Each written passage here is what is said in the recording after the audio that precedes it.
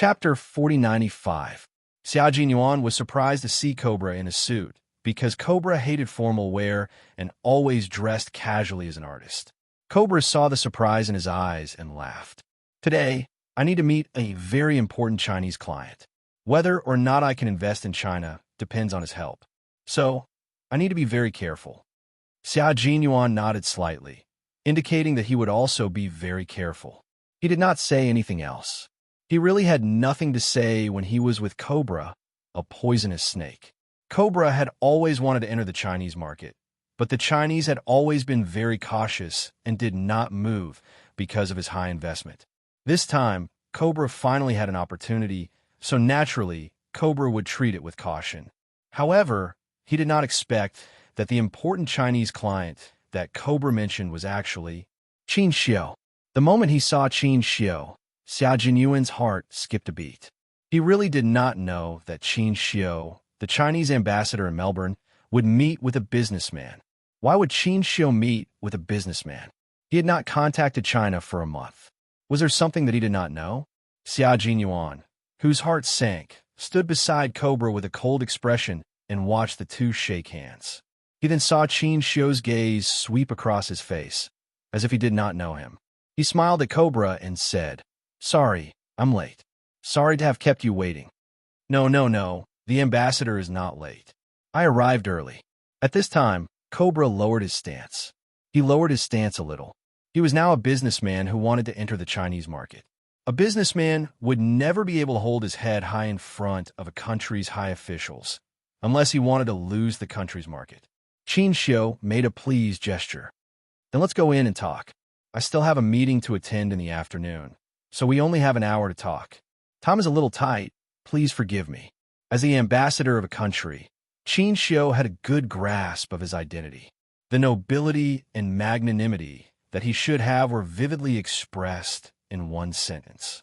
This made Cobra, who had been using the alias Crone outside, realize that the ambassador in front of him was not easy to communicate with, even though he was very young. An hour. He thought that the Chinese ambassador would leave the whole morning to him.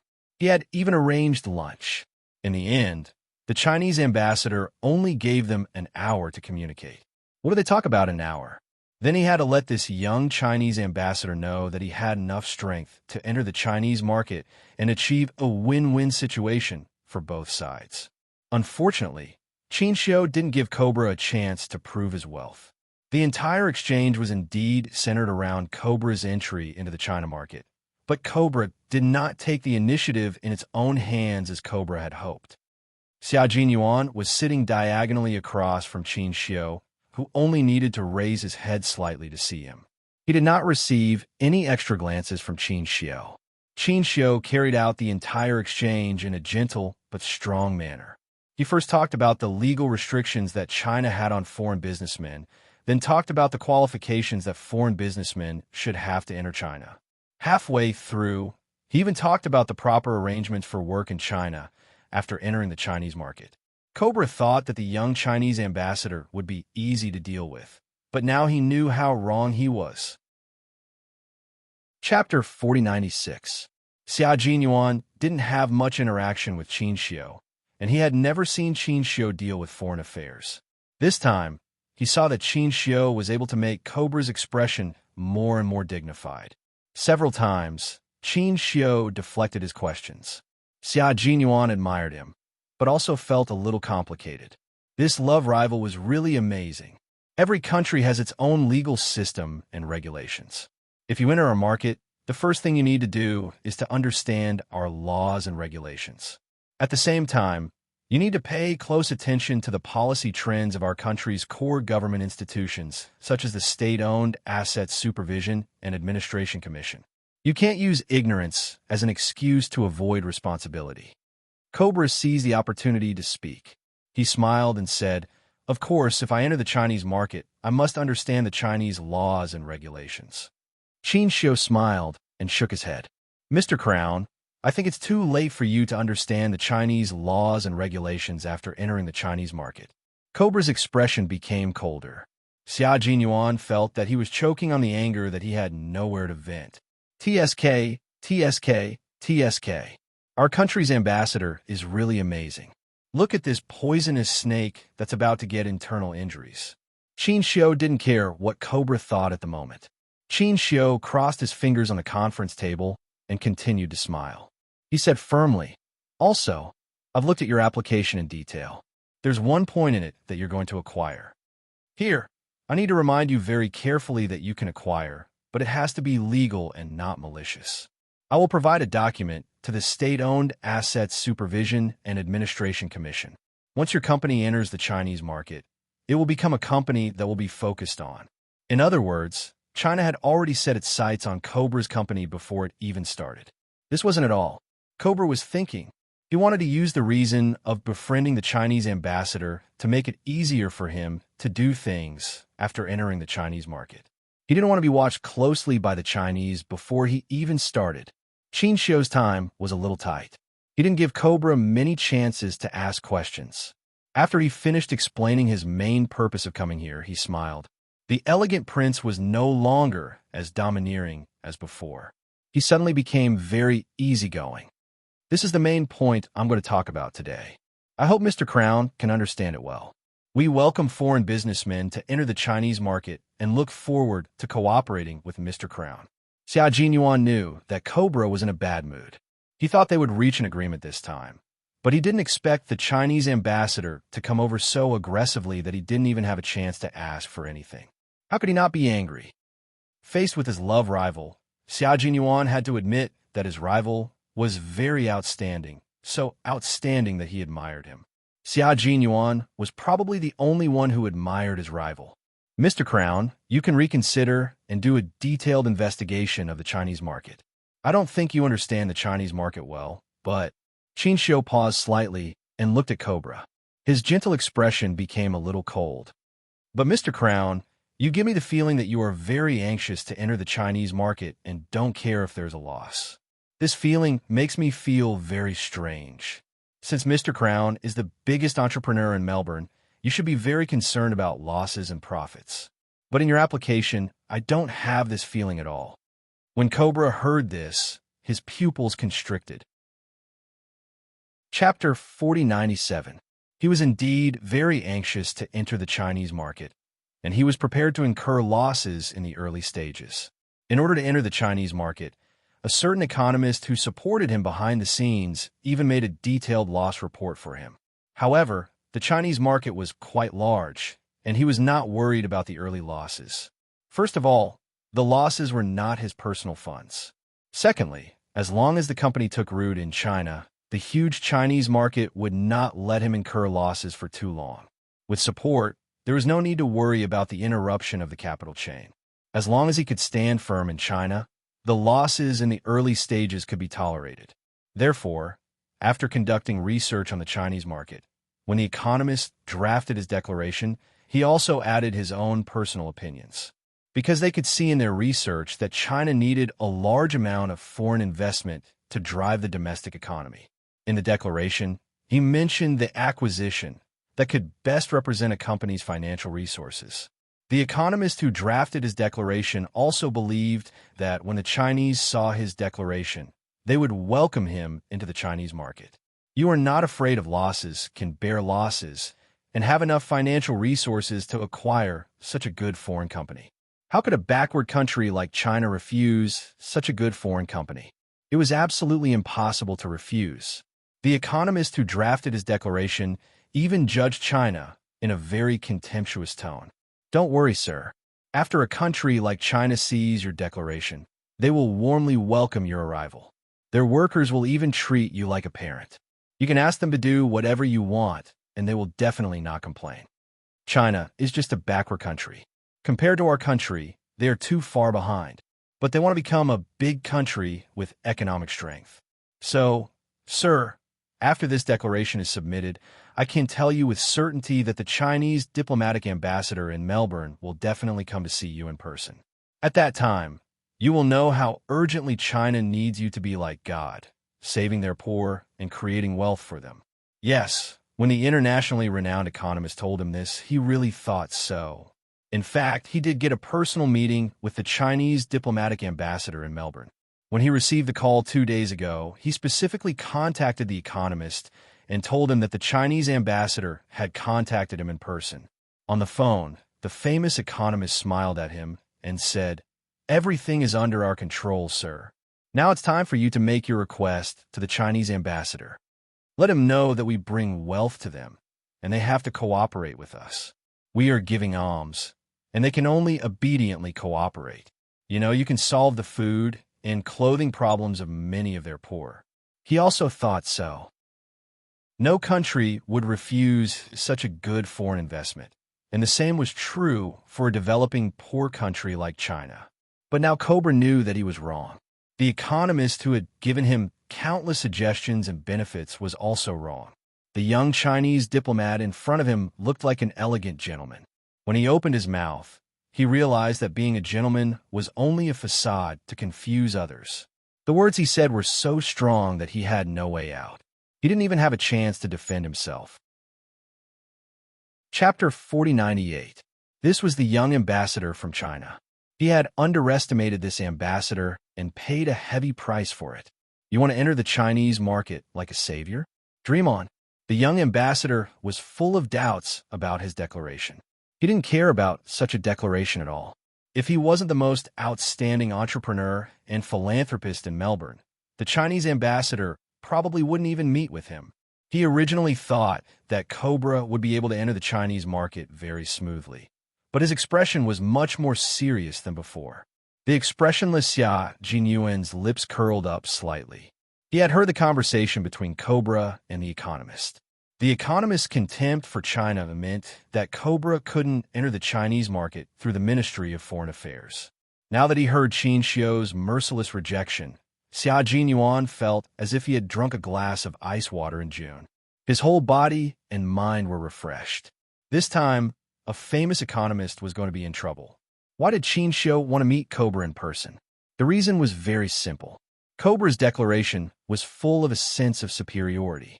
He thought that going to China was his charity to the Chinese, that he was going to save the poor people of a poor country and bring wealth to China. This Qin Xiu, who had been reporting, looked at it coldly from the beginning to the end. After reading it, he instructed the staff to contact Cobra's secretary, who had been using the identity of Mr. Crown as a cover. Thus, there was a meeting now. Now that he saw the seriousness on Cobra's face, he could tell that Cobra was very angry. But so what? Today, he came as the Chinese ambassador to stop the other party's arrogance, but he didn't completely reject him. That was until he saw Xia Jinyuan. Xia Jinyuan nationality, Chinese identity, active special forces soldier, and Yi Qian's boyfriend.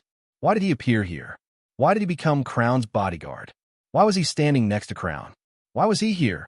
The moment Qin Xiu saw Xia Jinyuan, all kinds of whys came to his mind. He even thought about whether he should secretly ask Xia Jinyuan, but the other party's indifference to him made him restrain his gaze. As a soldier, Xia Jinyuan appeared behind a famous entrepreneur and philanthropist in Melbourne. He still remembered that Xia Jinyuan's military rank wasn't low, but he still sent Xia Jinyuan, who had a high military rank, to come. Qin Xiu suddenly realized that there was something wrong with Crown, and it was a big problem. Otherwise, Xia Jinyuan, who was from the military, wouldn't have been targeted by Xia Jinyuan. From a moment he saw Xia Jinyuan to the moment he opened his mouth to speak, it only took a few seconds for him to overturn his previous intention of communicating with Cobra. Using a very strong attitude to attack the other party's every weakness was to prevent the other party from entering the Chinese market to fish in troubled waters. Qin Xiu looked at the time and stood up gracefully. He lowered his gaze slightly and looked down at Cobra. Because I have doubts about Crown's declaration, I wanted to see Mr. Crown in person. Unfortunately, I reminded Crone of what he should do, but Mr. Crone didn't realize his own shortcomings. He only said that you have enough money. Of course, I know Mr. Crown has enough financial resources, but you didn't show me enough sincerity. Okay, Mr. Crown, I still have a meeting to attend. Goodbye. After he finished speaking, he didn't give Cobra a chance to persuade him to stay. He nodded slightly in a gentlemanly manner and turned to leave. One of Cobra's bodyguards saw this and said in a low voice, "Mr. Cobra, asking if they should stop the Chinese ambassador. Chapter 4099. Did he want to detain the Chinese ambassador in front of a Chinese soldier? Xia Jinyuan glanced at the bodyguard indifferently and said in a cold voice, "This is the ambassador representing China." His cold voice was very soft and slightly louder than the bodyguard's. Qin Xiu, who was standing at the door and waiting for the staff to open the heavy solid wooden door, looked a little scared.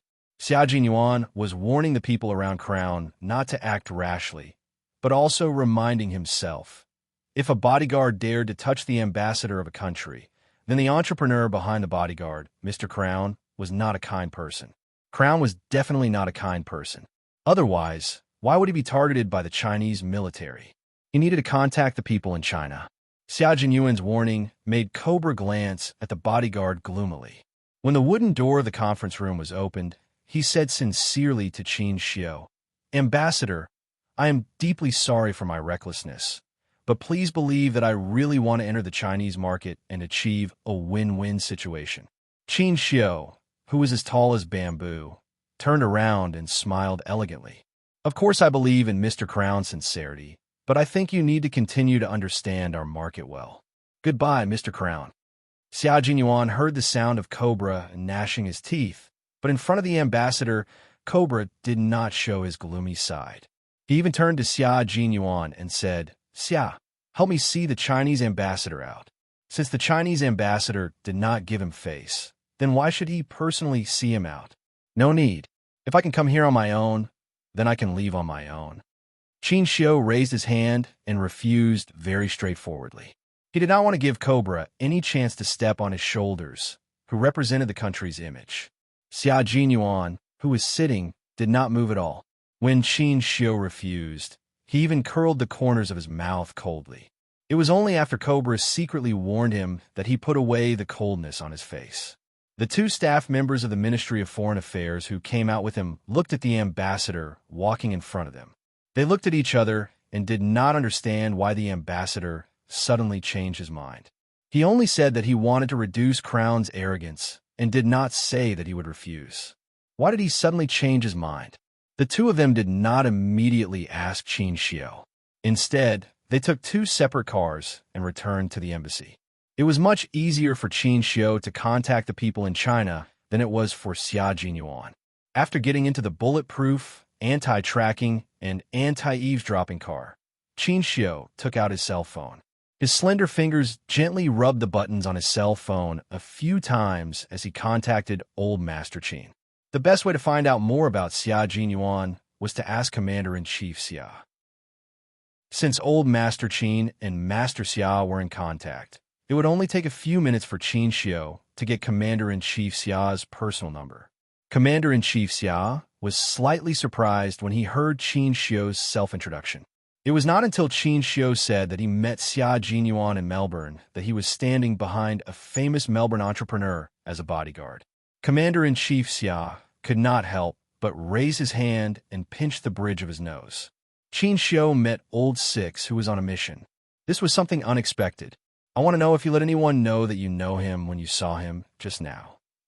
Commander-in-Chief Xia asked in a deep voice. This was very important, and he had to know. Qin Xiu knew that he was right not to pay too much attention to Xia Jinyuan just now. He replied in a low voice, "Commander-in-Chief, please don't worry. I didn't make much eye contact with him. We pretended that we didn't know each other. I can guarantee that no one knows that we know each other." Chapter 4100. That's good. The Commander-in-Chief exhaled softly and said to Qin Xiu, "He is carrying out a high-risk mission. The entrepreneur you are meeting with today is Cobra, who goes by the alias Crown. He has the secrets of several countries, including our country, and makes a living by selling secrets. At the same time, he is also a drug dealer, the main person in charge of the underground dark market. This person is extremely cunning. Xia Jinyuan appeared by his side, mainly to collect evidence of his crimes and to cut off the chain between him and the spies operating in China. Qin Xiu, please continue to pretend that you don't know him, so as not to bring him danger." Qin Xiu's palms were full of sweat when he heard this. He didn't expect the famous Melbourne entrepreneur, Mr. Crown, to have so many underground identities. He curled his sweaty palms, and when he spoke again, his voice was even colder. So, Xia Jinyuan is quite dangerous, right? Commander-in-Chief, I want to contact him unilaterally. Is that okay? No, this kind of mission is most suitable for a single soldier. He doesn't need anyone's help, and we can't send anyone to help him. He has been lurking for almost a year and a half. Our country has obtained countless evidence of Cobra's crimes. Now it's time to close the net. He can deal with it alone. Before he asks for help, we can only wait. After hanging up the phone, Qin Xiu didn't come back to his senses for a long time. He knew that Xia Jinyuan's identity was not simple. That year, when he and Yi Qian came back from the neighboring country, he saw Xia Jinyuan hugging Yi Qian with his own eyes. It was a secret that they went to the neighboring country, but Xia Jinyuan knew. From that moment on, he knew that Xia Jinyuan was not an ordinary soldier, nor was he just hanging around in the army and riding on the coattails of Commander-in-Chief Xia. Now that he knew that Xia Jinyuan, as the crown prince of the army, was carrying out such a high-risk mission, he was shocked and full of admiration. With family Xia's current status, why would he need to risk his life like this? There was no need at all. Even with family Xia's coattails, no one dared to say anything. But he didn't. In this way, he took root in the army. He didn't publicize it or keep a high profile. Even if the big and small circles in the capital misunderstood him, he never stood out to explain. Conscience. Clear conscience. Xia Jinyuan, you really have a clear conscience. No wonder, no wonder. Qin Xiu held his phone tightly and covered his forehead with his hand. He lowered his head and laughed softly. No wonder Yi Qian loves you so much. No wonder no one can come between you two. Today, he finally understood. Qin Xiu confessed to Yi Qian on the day the two of them returned from overseas to participate in a competition. He had almost humiliated himself. As Qin Xiu smiled, the corners of his eyes started to sparkle with tears. Qin Xiu, oh Qin Xiu, you have to work hard. He had to work hard to forget the girl who moved his heart. In the car, Qin Xiu smiled bitterly, while Xia Jinyuan faced the angry Cobra with an indifferent expression. In Melbourne, Cobra had always been the one to give others a hard time and tell them to shut up. In the end, Qin Xiu made him suffer a big loss, and this loss came from him. Cobra's face was as ugly as his voice was furious. The person who received Cobra's fury was none other than the famous Western economist who believed that China had no reason to reject Cobra. I've been humiliated, and you still have the face to continue teaching? I'm telling you now, I'll make sure you're done for. Damn you. After shouting, the furious Cobra ended the call by smashing his phone. Chapter 4101. Seeing the furious Cobra, Xia Jinyuan smiled coldly like snowflakes floating in the wind. If Cobra was already so angry, he would have to suffer in the future. Cobra, who smashed his phone into pieces, paced back and forth in the conference room angrily. Finally, he sat down again with a gloomy look. He leaned his head against the back of the chair and closed his eyes. His violently heaving chest gradually calmed down. He needed to enter the Chinese market, and the Chinese ambassador was his breakthrough to quickly enter the Chinese market. Therefore, he couldn't give up no matter what. In that case, he had to think of a way. He needed to think of a way to contact the Chinese ambassador again. Seeing this, Xia Jinyuan's fingers moved slightly. The coldness in his eyes gradually deepened as Cobra's confident smile appeared at the corner of his mouth. Cobra wouldn't give up on entering the Chinese market because the forces behind him didn't want him to. Therefore, he had to think of a way. Qin Xiu rejected him today, but it didn't mean that he would give up on Qin Xiu. Based on his observation over the past year and a half, Cobra's conciliatory policy didn't work. Therefore, he would take a hard approach. It seemed like Cobra was resting with his eyes closed, but in fact his fangs were full of venom. He was just waiting for the right time to bite his prey. And Qin Xiu was the prey that he had his eyes on. Xia Jinyuan lowered his eyes slightly. His unfathomable black eyes were so dark that there was almost no light. In the depths, there was a slight surge of sharpness. It was the hostility under the calmness. He had to remind Qin Xiu. Although the ambassador was indeed very smart, Cobra was too cunning. It was impossible to guard against him. It was necessary to remind him. However, he didn't need to worry that Cobra would make a fatal move on Qin Xiu. The cunning snake knew how to protect himself. Since he needed to get close to Qin Xiu, he wouldn't do anything that would harm himself. He wouldn't make a fatal move, but he would definitely make a small move. He had to think of a way to remind Qin Xiu. It has to be done in a few days. After a few days, Cobra will have dealt with the famous economist who made him lose face and ruined his plan. Then he will come to Qin Xiu. Xia Jinyuan knew that Cobra would definitely deal with the famous Western economist who gave him a bad report, but he didn't expect him to act so quickly. The meeting with Qin Xiu in the morning failed, and in the afternoon, Cobra took revenge on the economist. The international news channel reported that at 14 o'clock p.m. on May 1st, the famous economist Jesse Morris was detained by the authorities for bribery. At 16 o'clock p.m., less than 2 hours before Jesse Morris was detained, one scandal after another about Jesse Morris, including a sex scandal, was reported one after another. The bribery did not cause much of a stir. When Jesse Morris was caught, he faced the camera and calmly said that it was a misunderstanding. Someone was trying to frame him. He was innocent and could accept any investigation. But after a few sets of photos of the sex scandal were exposed, Jesse Morris was like a small wooden boat sailing on the sea. When a big wave hit, the boat would be destroyed. Because this set of photos was related to underage girls. Jesse Morris had crossed the line and stepped into a minefield. In the morning, he could still calmly face the camera, but when he was exposed in the afternoon, he was like a defeated rooster, no longer able to hold his head high. Chapter 4102. Xia Jinyuan, who was sitting in the room, was watching TV.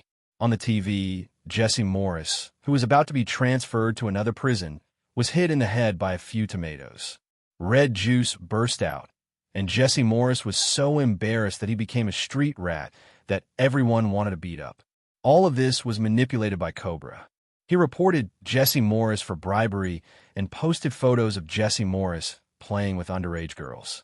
It only took 2 hours to drag Jesse Morris from heaven to hell. Cobra didn't just have the evidence of Jesse Morris's downfall. He also had a lot of such photos. These photos became Cobra's secret weapon to get a hold of a certain country's secrets. The reason why Russia sent Luke to infiltrate Cobra was because there was a problem with the Russian higher-ups. However, Russia did not find out which higher-ups were the problem, so Luke infiltrated. Luke was about to return to Russia. Presumably, Russia already knew which higher-ups were the problem. Xia Jinyuan turned off the TV and did not pay attention to what would happen to the economist, Jesse Morris. Prey targeted by Cobra never had a good ending. He now only hoped that Luke would act quickly. The sooner the better. The sooner he could return to China and reunite with his lover. He did not know what his little fox was doing at home. It was now 16 p.m. in Melbourne, 14 hours later than in China. That meant that it was already 5 a.m. on May 2nd in China. May 1st, Labor Day was here. There was no need to think about the military academy having a holiday. They might be training somewhere. Back then, their holidays were all fake. The college students in the university town were looking forward to May 1st, National Day, winter, and summer holidays. They were different. Instead, they were looking forward to school reopening. What kind of holiday was that? In addition to training, it was training. They could not enjoy the joy of holidays at all. It was better to go to school. At least there was a weekend. Sometimes, there was no time to train during the holidays. When the students protested, the instructor would play dumb. He patted his head and said with a look of realization, "Io, look at my memory. I forgot that today is Sunday. Sorry." He looked like he was treating the students as fools. Then, the students who were holding back their anger said, "Since we know, is it a holiday?" So what would the instructor say? The instructors, who were full of tricks, would say earnestly, "We are all soldiers." How can soldiers give up halfway?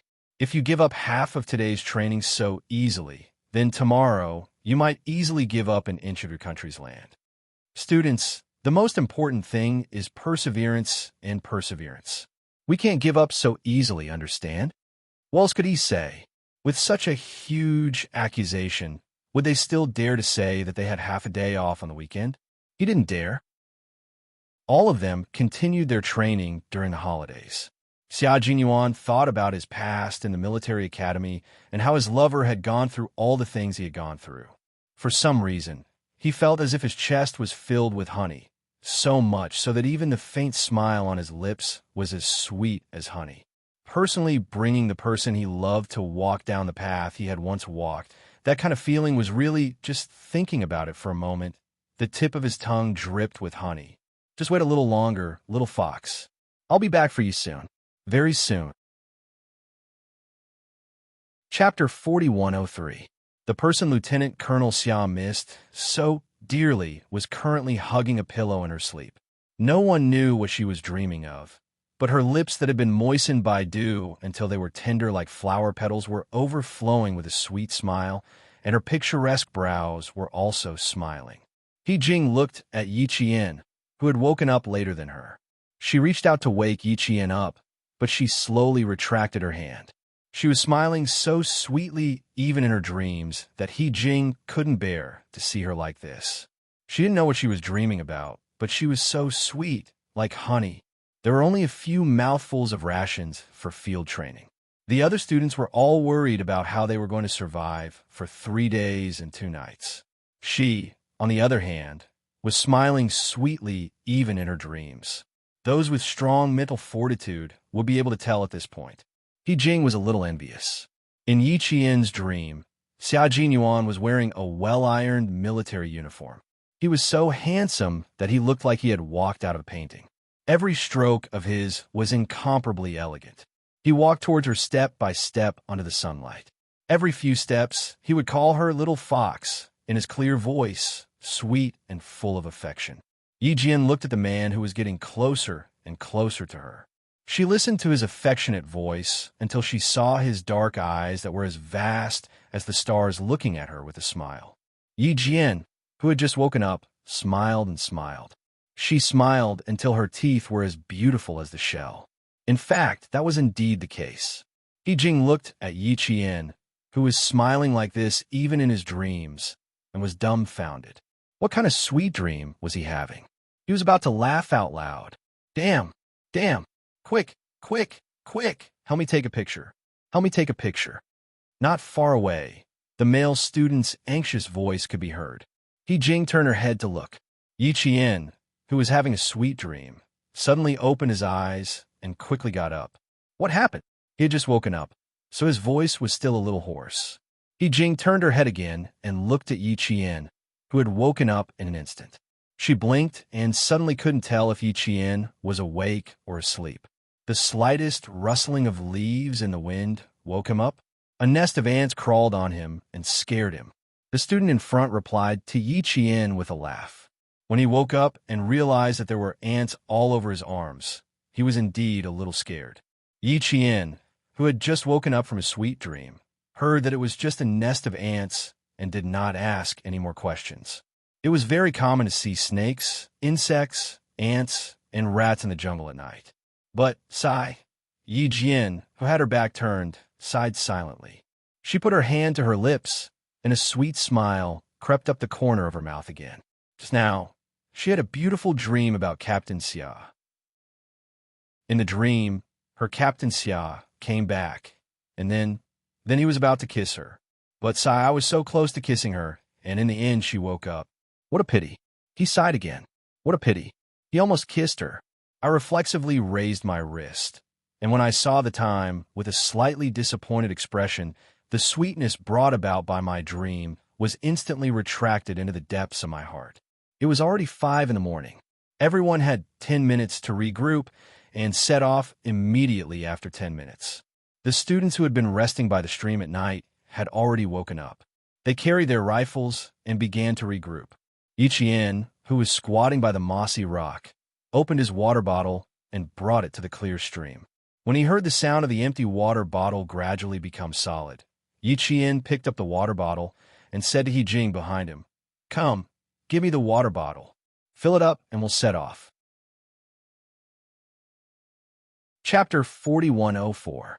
As He Jing handed the kettle over, she was still thinking about the sweet smile Yi Qian had shown in her dream. Having been classmates for 3 years, He Jing had never seen Yi Qian smile so sweetly before. She couldn't resist her curiosity.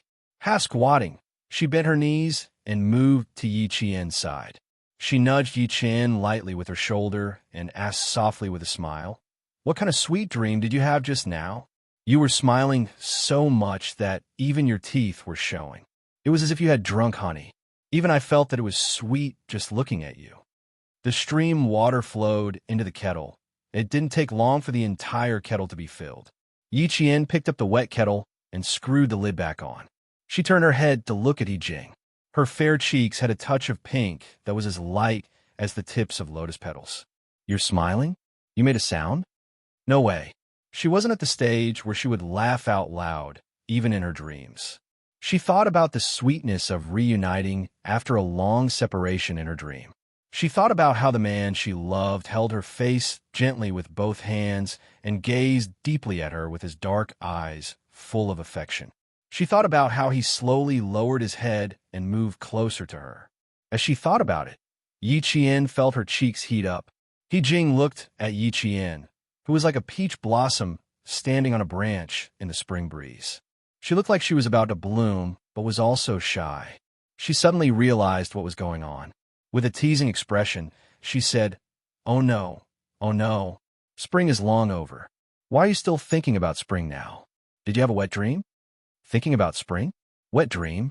Yi Qian was so embarrassed that her face felt like it was steaming. "What nonsense are you talking about? There's no such thing. He didn't even kiss her. How could it be called a wet dream? Besides, wasn't a wet dream supposed to be that? Even if he did kiss her and didn't do anything else, it wouldn't be a wet dream. There's no such thing. There's clearly something going on. Look at your face. It's all wet with spring. Look at your smile. You look like a young girl who is thinking about spring." Yi Jing had been in a relationship before. As an experienced person, she knew that Yi Qian must be dreaming of her mysterious boyfriend. Her smile was full of ridicule. Yi Qian was so embarrassed that the light pink on her cheeks became thicker. The color was rich and beautiful, and Yi Jing was stunned for a moment. Amidst the green mountains and clear waters, the beauty was like a flower blooming in the wind. It was picturesque, beautiful to the point that it was alluring.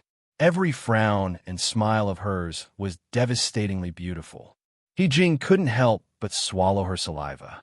She even had the urge to touch Yi Qian's face. And that was exactly what she did. Yi Qian looked at his comrade and reached out to touch his face. He blinked and asked Yi Jing, "What's wrong?" "There's something on my face." "Your face is stained with the words national beauty. I feel like I've profited greatly just by touching it. This feeling, it's too good. It's really like a peeled egg. It's tender and smooth." Yi Jing sighed as she touched his face. "Little Jane Eyre, your boyfriend really profited greatly. This skin, this color. Baby."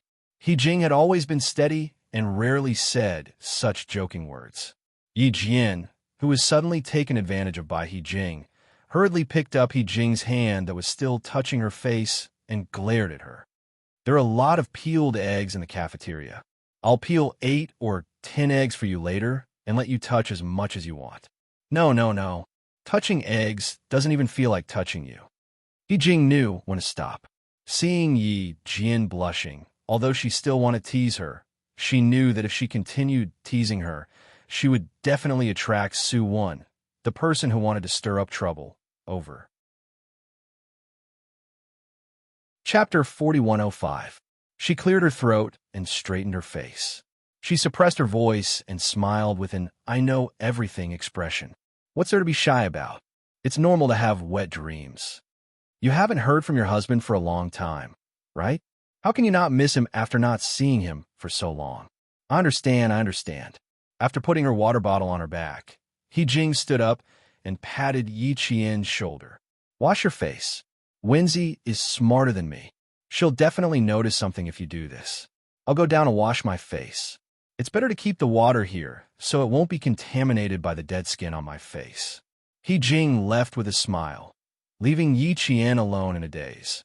Then, Yi Qian lowered her head and saw her reflection in the gurgling water of the mountain stream.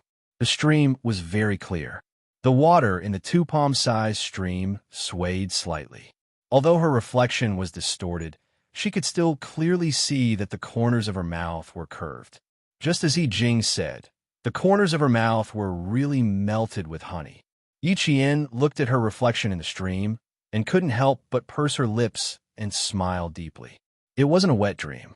It was a beautiful and deeply missed dream.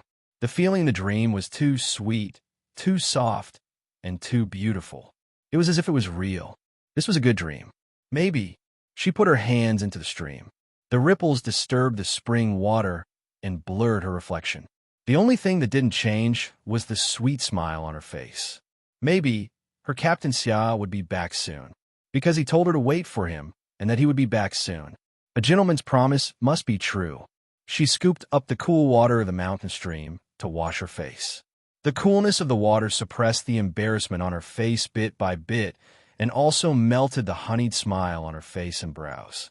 Suwa didn't see the smile on Yi Qian's face, but she saw Yi Jing and Yi Qian talking for a few minutes. It was normal to talk for a few minutes. What wasn't normal was the smile on Yi Jing's face. She rolled her dark eyes and leaned over to ask Yi Jing with a smile, "What were you two talking about just now? The smile on your face is very strange. Were you making fun of our captain? Did you catch our captain doing something embarrassing? Can you share it with me?" Although Su Wen was unreliable at times, she was terrifying when she was meticulous. She was like a detective, able to catch even the slightest clue. Yi Jing, who had deliberately restrained the smile on her face, muttered in her heart, "This is bad." She pretended that nothing had happened and glanced at her, saying indifferently, "I have nothing to share." She even deliberately pointed at Su Wen's eyes and said disdainfully, "There's still some eye wax. Hurry up and wash it. Something's not right. Something's not right. Just now, you must have said something unspeakable." "Good, you're hiding it from me, right? Ha ha ha. Su Xian's name isn't for nothing. Just you wait, my big sister Yi Jing." Su Wen rubbed her eyes to wipe away the non-existent mucus. Seeing her smiling face, Yi Jing raised her hand and flicked her on the forehead. "You still want to scout Su Wen? Go to where it's cool. I've washed my face. We're leaving in 5 minutes." Song Jiqiu, who had put away the moisture-proof mat, happened to see this scene. She raised her voice and said to Yi Jing, "Yi Jing, students, unite and love each other." "Well, I protected her." Yi Jing glanced at Song Jiqiu with a smile and thought, "Little girl, Wenzi has a man she likes. You're too late." Su Wen glanced at Song Jiqiu and squinted her eyes slightly. She seemed to understand something and said with a faint smile, "Student Song Jiqiu, don't meddle too much." Chapter 4106. I don't care about you. I'll ask Yi Jing to put away the moisture-proof pads as soon as possible. Unity and friendship. Song Jiqiu answered with a faint smile, which instantly dissolved the somewhat strange atmosphere. Down below, a male student picked up a small stone and threw it at his comrade who was washing his face. He laughed and scolded. "Can you be a little more shameless? We're all down there collecting water, and you're washing your face up there alone? Manners, manners. Ha ha ha. Do you think there's only my dead skin in the water? Maybe there's also the urine and feces of the beasts in the mountain? Ha ha. Damn it, you're disgusting. The urine and feces of the beasts are cleaner than the dead skin on your face. I'm already merciful by not washing my feet. How could you complain about it? If I had known, I would have washed my feet. Just say it if you want to be beaten. My fists are waiting for you." Thinking of the water she had just fetched, Su Wen glanced at the ground, dug out a small stone from a large patch of moss, and threw it at the leg of the male student who was washing his face. "Lu Yang, I dare you to say that again." Lu Yang, who was being criticized by others, laughed out loud. "Ha ha ha. I won't say it again. I won't say it again. I'm going to throw up myself." Yi Qian, who was upstream, wiped his hands silently and destroyed the evidence. Sorry, she washed her face up there alone just now. The 10-minute reorganization was very relaxing. After 10 minutes, all the students gathered in line under Yi Qian's stern command. The young faces, which were full of the aura of the rising sun, showed unyielding determination. They looked forward with fearless eyes. The jungle camouflage on their bodies seemed to be integrated with the surrounding mountains, protecting this vibrant land with the grass and trees here. As the captain, Yi Qian stood in the front with a solemn expression. After counting off, he glanced at the faces of all his comrades and gave the command in a cold voice. Let's go. At 5:11 in the morning, the 15 students in Group 3 started a new day of field training. In a vast forest, they followed the designated route. They walked hand in hand across the rivers and the mountains, climbed over the moss-covered rocks, and climbed up the steep hills towards the designated destination. From here to here, there's a very steep hanging mountain. If you don't go this way, you have to go around it. At 2 p.m., Yi Qian, who had been marching for more than half a day, and all the students of Group 3 were discussing how to proceed. The routes in the forest were extremely complicated. Even with a compass, one could get lost if they were not careful. Not to mention, there were also legends of barbarians and all kinds of creepy and mysterious legends. However, they did not enter the depths of the forest, nor did they enter the depths of the forest that no one had entered before. They had always been active in the forest areas where villagers would go into the mountains to purchase goods. If we take a detour from here, I'm afraid it will be dark by the time we reach the village. It's easier to get lost in the dark. My suggestion is to place the escape rope from the top of the suspended slope of the mountain. Everyone will slide down the escape rope. What do you think? If we take a detour, although the route will be a little longer, it will be safer. No, the detour is far away, and it will also lengthen the time. Just now, Yi Qian said that if we don't enter the village when it's dark, the risk of getting lost will increase. This is a forest area, and there are many places that even the local villagers don't dare to enter. If we get lost, even a compass won't be able to guide us. If we get lost alone, we might not even be able to come out alive. Chapter 4107. Song Jiqiu did not agree with what the previous student had said. It seemed safe to take a detour, but in fact, it was more unpredictable. But this is an overhanging slope, which is almost 3 stories high. If we are not careful and fall down, we will at least suffer a fracture. I think what Song Jiqiu said is reasonable. The unpredictable risk is too great after dark. If we go down the overhanging slope, we at least know the dangers that we may encounter. I choose the shortcut and go down the overhanging slope. The overhanging slope meant that the mountain was cut off from the mountain route. The top was solid, but the bottom was empty. They could not walk on it, and they had to put down a rope to pass it. Suwon looked at the mountain village where they would sleep tonight and said in a low voice, "Before we set off, a senior brother in the senior year told me that if we did not reach the village, we should stop here." She pointed at a place on the electronic map. Her face was a little pale, and her voice was even lower. "This is the place where the ancestors of the villagers rest in peace. It is said that there will be will-o'-the-wisps. I choose the overhanging slope." She was most afraid of sleeping in a graveyard. She would rather choose a shortcut that seemed dangerous, but in fact, she only needed to pay attention to it. Suwon's words made the male students' faces change slightly. Although they were soldiers and believed in materialism, they could not get over the hurdle in their hearts. Song Jiqiu looked at Yi Qian. The final decision was up to Yi Qian. Moreover, she believed that with Yi Qian's commanding ability, she must have already known the answer in her heart. If we choose the shortcut, Vice Captain Song Jiqiu and I will go down first, and then you guys go down. This road has been taken by our senior brothers and sisters before. We are just going to walk it again. It won't be a big problem if we are careful. Moreover, this is a test to see if we are qualified in our usual training. It is not a wise choice to take the long way just to avoid the hanging rope. Yi Qian slowed down her speech and said word by word. Her cold voice, which was neither high nor low, was very penetrating. She expressed her opinion and let the students know which choice was the wisest.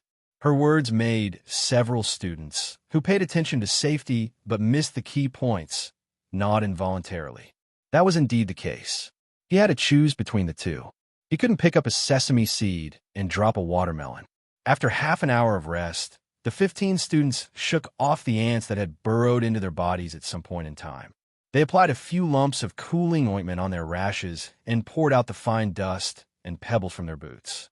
Leaning against each other, they recuperated and set off again. They had to get to the village where they were staying for the night before dark, so they had to hurry. When it came to the most dangerous slope of the day, a few male students found 2 cedar trees and tied the escape rope tightly. Then they held the rope tightly with both hands and kicked the cedar trees to ensure that it was tied tightly. It was 3 stories high in the air. One escape rope was not enough to reach the bottom, so 3 escape ropes were used to tie it together. Okay, throw the escape rope down. Fasten the descender. Done. Song Jiqiu and Yi Qian fastened the descender to the escape rope, tightened their backpacks, and placed their rifles horizontally on the backpacks. The 2 of them gave their comrades a thumbs up, indicating that everything was over. Prepare to descend. Several male students were still tightening the rope tied to the cedar trees. Everyone stared at the 2 people who were beginning to descend, and they all held their breaths. This was their first wilderness survival training, so they had to rely on themselves. If there was an accident, they had to solve it by themselves. In the wilderness, where there were few people, no one wanted to have an accident. Chapter 4108. This kind of survival training was not difficult for Yi Qian, but it was the simplest primary training. After trying to tighten the escape rope, she began to speed up her descent. She pulled the escape rope and took a breath. After another breath, Yi Qian had already begun to descend. At this moment, his feet could still push against the mountain. When the escape rope descended vertically along the suspended layer, his feet lost the power to push against the mountain. He could only rely on the strength of his upper limbs and the skills that he had trained in daily life to complete the suspended landing. At first, Yi Qian's speed was neither fast nor slow, parallel to that of Song Jiqiu, who was descending together with him. When he was about to reach the suspended layer, Song Jiqiu just moved the descender. When she raised her head again, Yi Qian, who had been descending together with her just now, had descended more than 1 meter in an instant and disappeared in front of her eyes. She heard the sound of the students gasping slightly. She lowered her head and looked down. Yi Qian had already descended to the suspended layer and was descending at a very fast speed. For her, pulling the rope, tightening the rope, and sliding the descender were as simple as eating and drinking. All the movements were completed in a coherent manner without any pause in between. She was so skillful, as if she had done this kind of descending training thousands of times. Song Jiqiu could not help but raise her eyebrows. She said to the students in the class who could no longer see Yi Qian, descending 3 meters in 10 seconds. I'm still up there now. She has already landed. In other words, Yi Qian landed in less than a minute after descending the 3-story escape rope. The students who were still standing up there silently wiped the sweat on their foreheads that had not been dried by the mountain wind. Yi Qian in their class was destined to be a legend that could not be surpassed. After landing with both feet, Yi Qian untied the descender, grabbed the escape rope with both hands, and shook it hard. She looked up at the top of the mountain where the light and darkness were separated. She raised her head and shouted, "Landing safely. Next, hurry up." She landed safely, which meant that everything was fine down there. All the students could start to descend. Female students had priority. Suwen was the first to descend after Yi Qian. She had improved very quickly in the past 2 years, and her basic skills have been trained very well by Yi Qian. Even so, this was her first time descending a 3-story building in the wilderness, so she was still a little nervous. She took a deep breath and gave an okay sign to the male student who was pulling the rope tightly. Then, she began to descend rhythmically. Good luck. He Jing, who was the second to get ready, encouraged her good friend and comrade in a low voice. Yes, it's fine. It'll work, Suwen replied. She pushed her feet down and leaned back slightly. As the descender slid, Suwen began to descend. Below them, Song Jiqiu landed safely. She stepped on the escape rope with 1 foot and held it tightly with both hands. She smiled at Yi Qian, who had done the same to ensure that the escape rope would not sway. You are so awesome. Do you really plan to enter the front line in the future? Last time, the instructor said that with your current physical fitness results, it wouldn't be a problem for you to directly participate in the Special Forces selection. The biggest problem is that our country doesn't have an official female Special Forces unit yet. After seeing Yi Qian's results, the instructors in charge of physical fitness training in the military school all agreed that he could participate in the selection of the Special Forces. The only pity was that there was no female Special Forces unit yet. Yi Qian, who had been staring at the top and looking against the light, said with a smile, "If there is no female Special Forces unit, I can join the male Special Forces unit. As long as it's a unit, it's fine. It doesn't matter whether it's male or female." Hey, do you really have such a plan? Do you want to join the Special Forces after graduating from the military school? Do you want to join the field forces? Song Jiqiu read the seriousness in Yi Qian's smile and was shocked by herself. Chapter 4109. In the backlight, Yi Qian saw Su when descending steadily. She turned around and said to her shocked comrade, "Is it strange?" "I don't think so. It's normal. I really like going to the frontline field forces. It's so exciting. There's still 1 year left before graduation. It's time to plan my future." After the shock, Song Jiqiu thought it was quite suitable for Yi Qian to join the Special Forces. "It seems that you really plan to join the field forces. It's very hard for a female soldier to join the field forces." He admired her courage very much. To be honest, he was scared to join the field forces or the Special Forces as a male soldier. It was so hard that he couldn't even quit. Without courage and courage, he couldn't even try some things. "Yi Qian, you're the comrade I admire the most. I don't think I'll meet such a strong comrade like you when I join the Special Forces." Song Jiqiu said seriously, "You've always been number one among your classmates for 3 years. Now you say you'll join the Special Forces after graduation. I believe you." Yi Qian chuckled. He had guessed it right. After graduation, it was possible for her to join the Snowfield Brigade directly and become a member of the Snowfield Special Forces Brigade. "We'll talk about it when the time comes. I have an idea, but I need a place to accept it." They're descending. "Tighten the rope." Yi Qian looked up after he finished speaking. This topic could be ended. Song Jiqiu knew what he meant. She tightened the rope in her hand. The male student on the rope had begun to descend in the air. His speed was a little faster than Su-Wen's. Su-Wen was very fast. Yi Qian could feel that the rope didn't shake out of control. It could be seen that Su-Wen had a good grasp of the rhythm. The male student landed safely. Su-Wen finished descending 1 minute later than him. Su-Wen's time on the 3-story suspended floor, which was about 10 meters high, was within the acceptable range.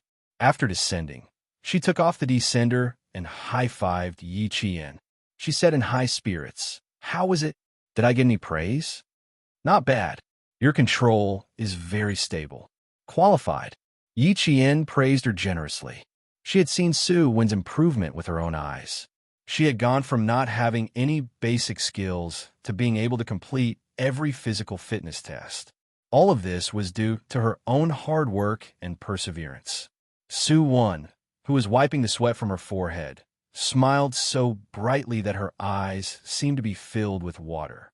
She patted her cheeks, which had turned red because of nervousness, and replied with a smile, "I also feel good about myself.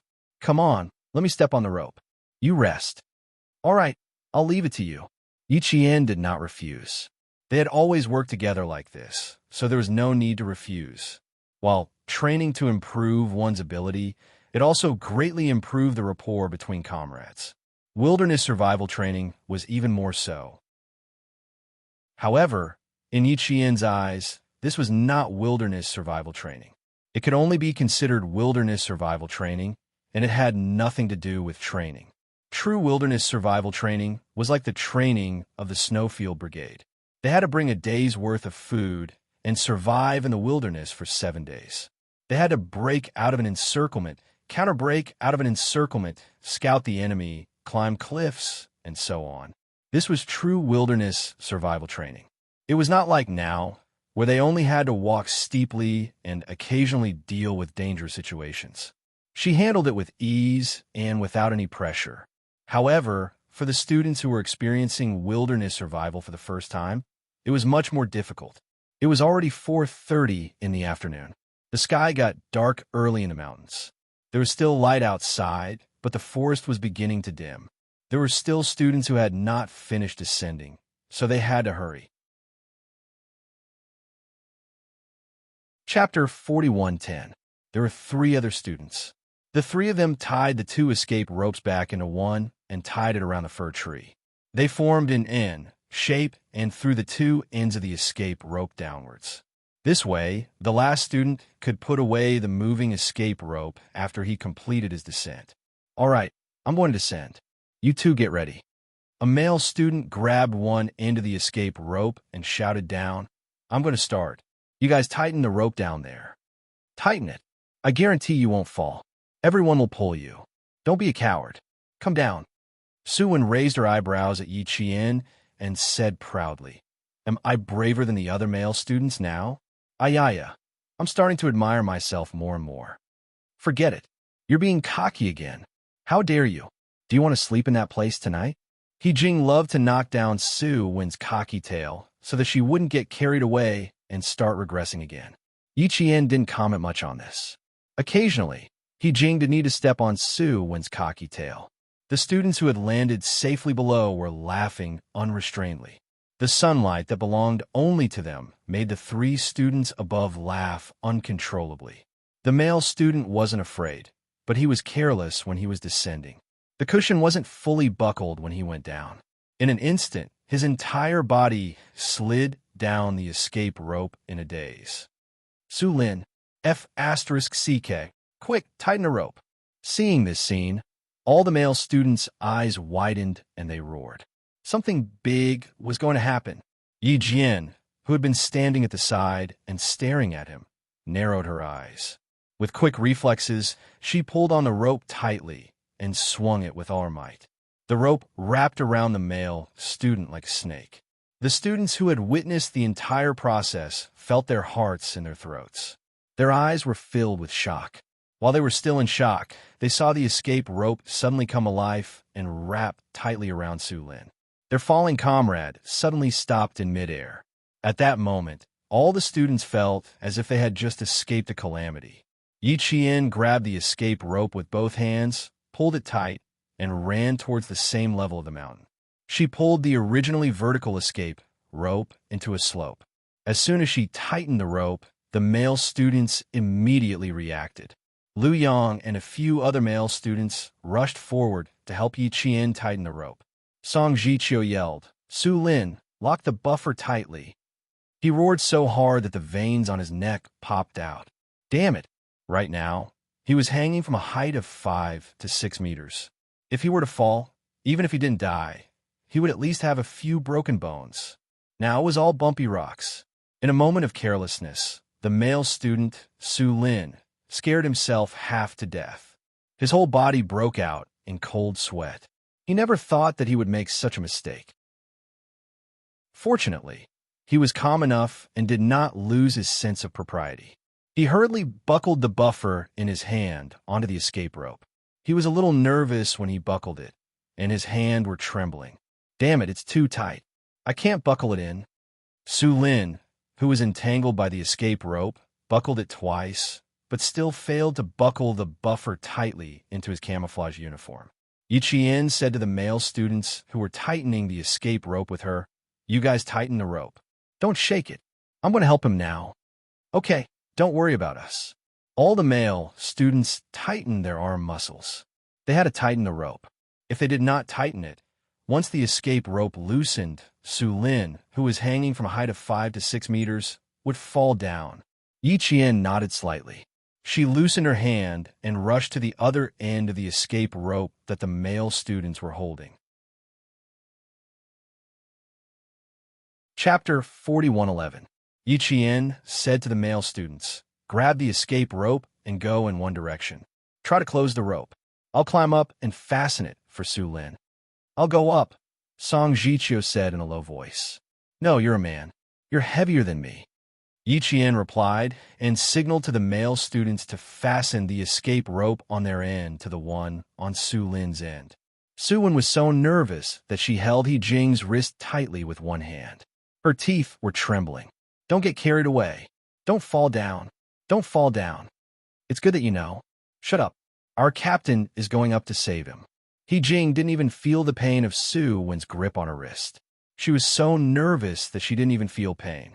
The students on the other end of the escape rope moved closer to where Lu Yong and the other male students were. Su Lin, who was sweating profusely, tried countless times, but he still couldn't get the cushion into the rope that was so tight that it felt like it was going to break his body into several pieces. Yi Qian, who was below, said to him calmly, "Su Lin, relax. I'm coming over now. Don't worry. It's okay." The tighter the rope, the safer it is. It was true. The tighter the rope, the less likely Su Lin would fall down. At least, they didn't have to worry about Su Lin falling down. At least Su Lin was safe now. Hold on tight. Don't let go. The students who were holding on to the escape rope reminded each other. The two male students who hadn't come down yet knew that something had happened to Su Lin. The slope was too steep for them to see where Su Lin was hanging. They didn't ask much, but waited for their classmates below to save Su Lin with their backs tense. Yi Jian stepped on the shoulders of two male students who were squatting down. She then pulled the escape rope tightly with both hands. Her body was hooked upwards, and her legs were twisted upwards. She twisted the escape rope around her calves. The students who looked up saw Yi Jian as agile as a monkey. Her legs didn't need any help at all as she climbed up quickly. "Awesome, Captain." A stupefied student couldn't help but voice out his thoughts. He was the only one who said it, because he had said what all the other students were thinking. He was really awesome. Pull tight, pull tight. Move closer to Su Lin, slowly. As Yi Qian continued to climb up, he got closer and closer to Su Lin.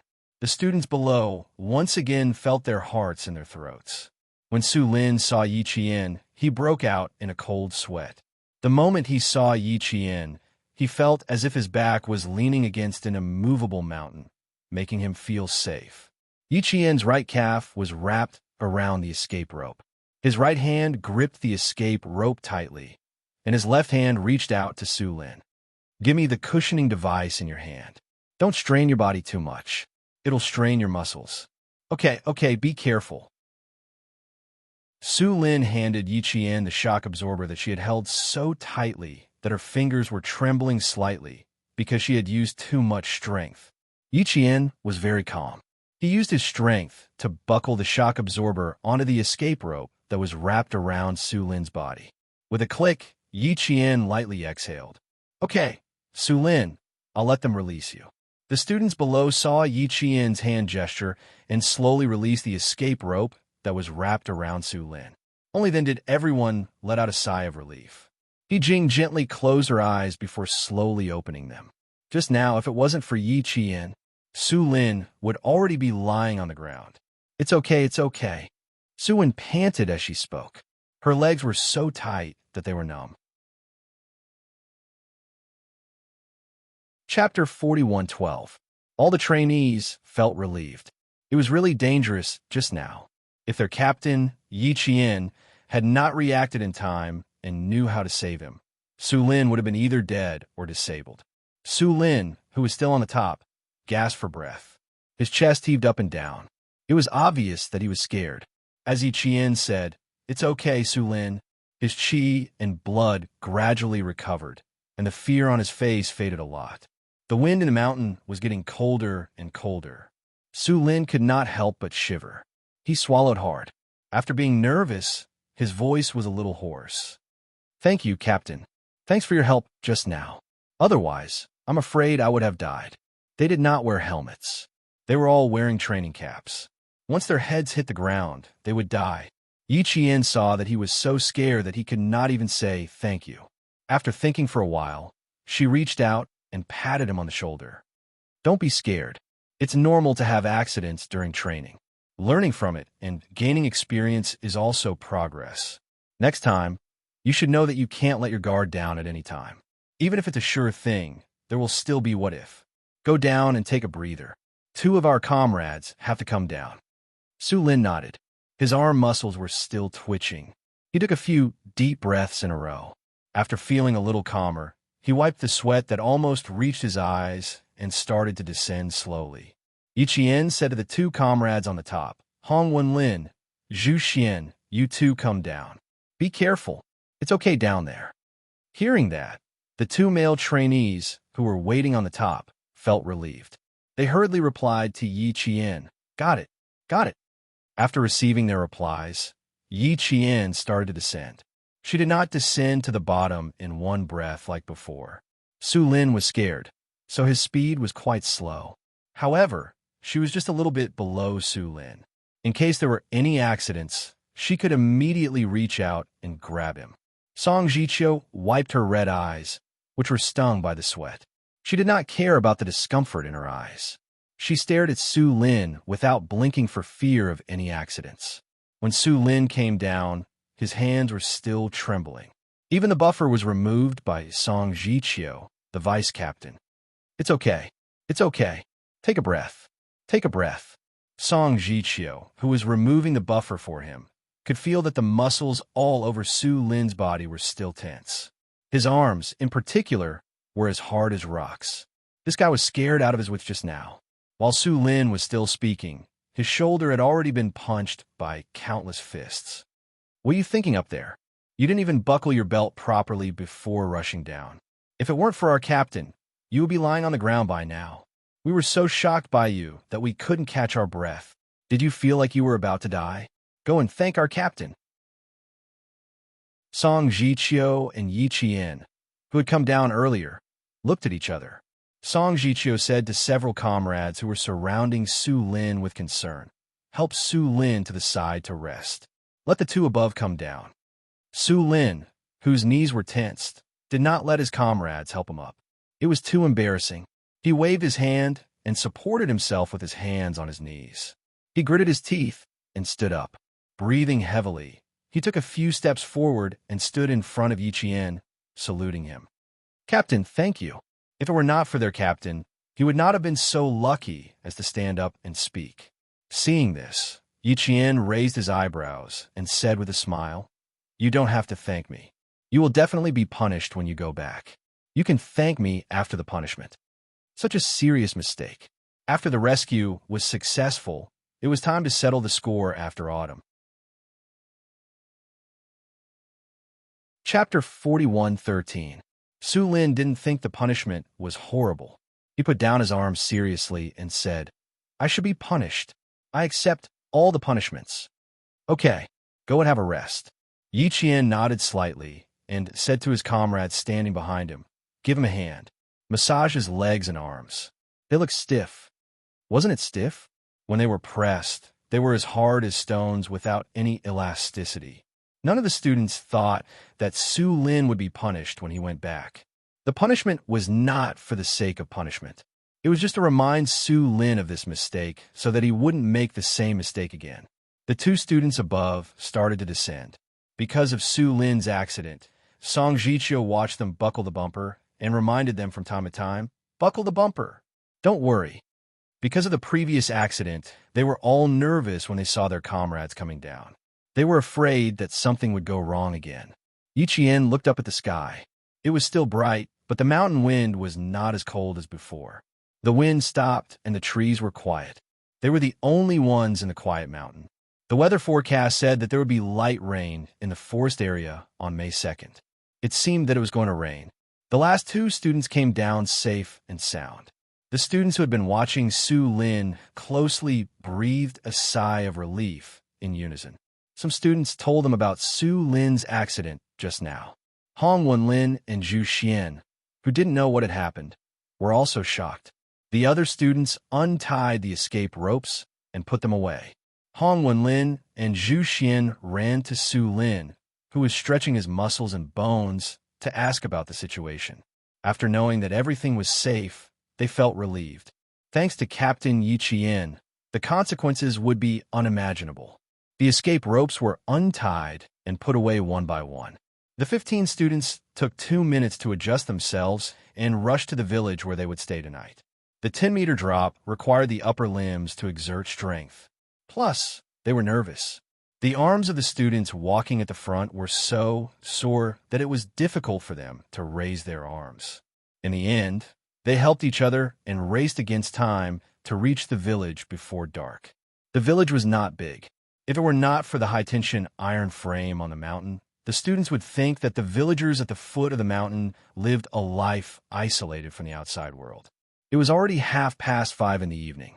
Standing on top of the mountain, there was still daylight, but once they entered the forest, the sky was already dark and their figures were blurred. 5 people in a group?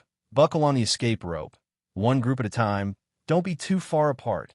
The vice captain, Song Jichio, began to organize the students to descend the mountain. In order to prevent the students from being left alone, she took out the escape rope and tied it to the backpacks of the 2 students in the front and back. The 3 students in the middle were fastened tightly with cushions.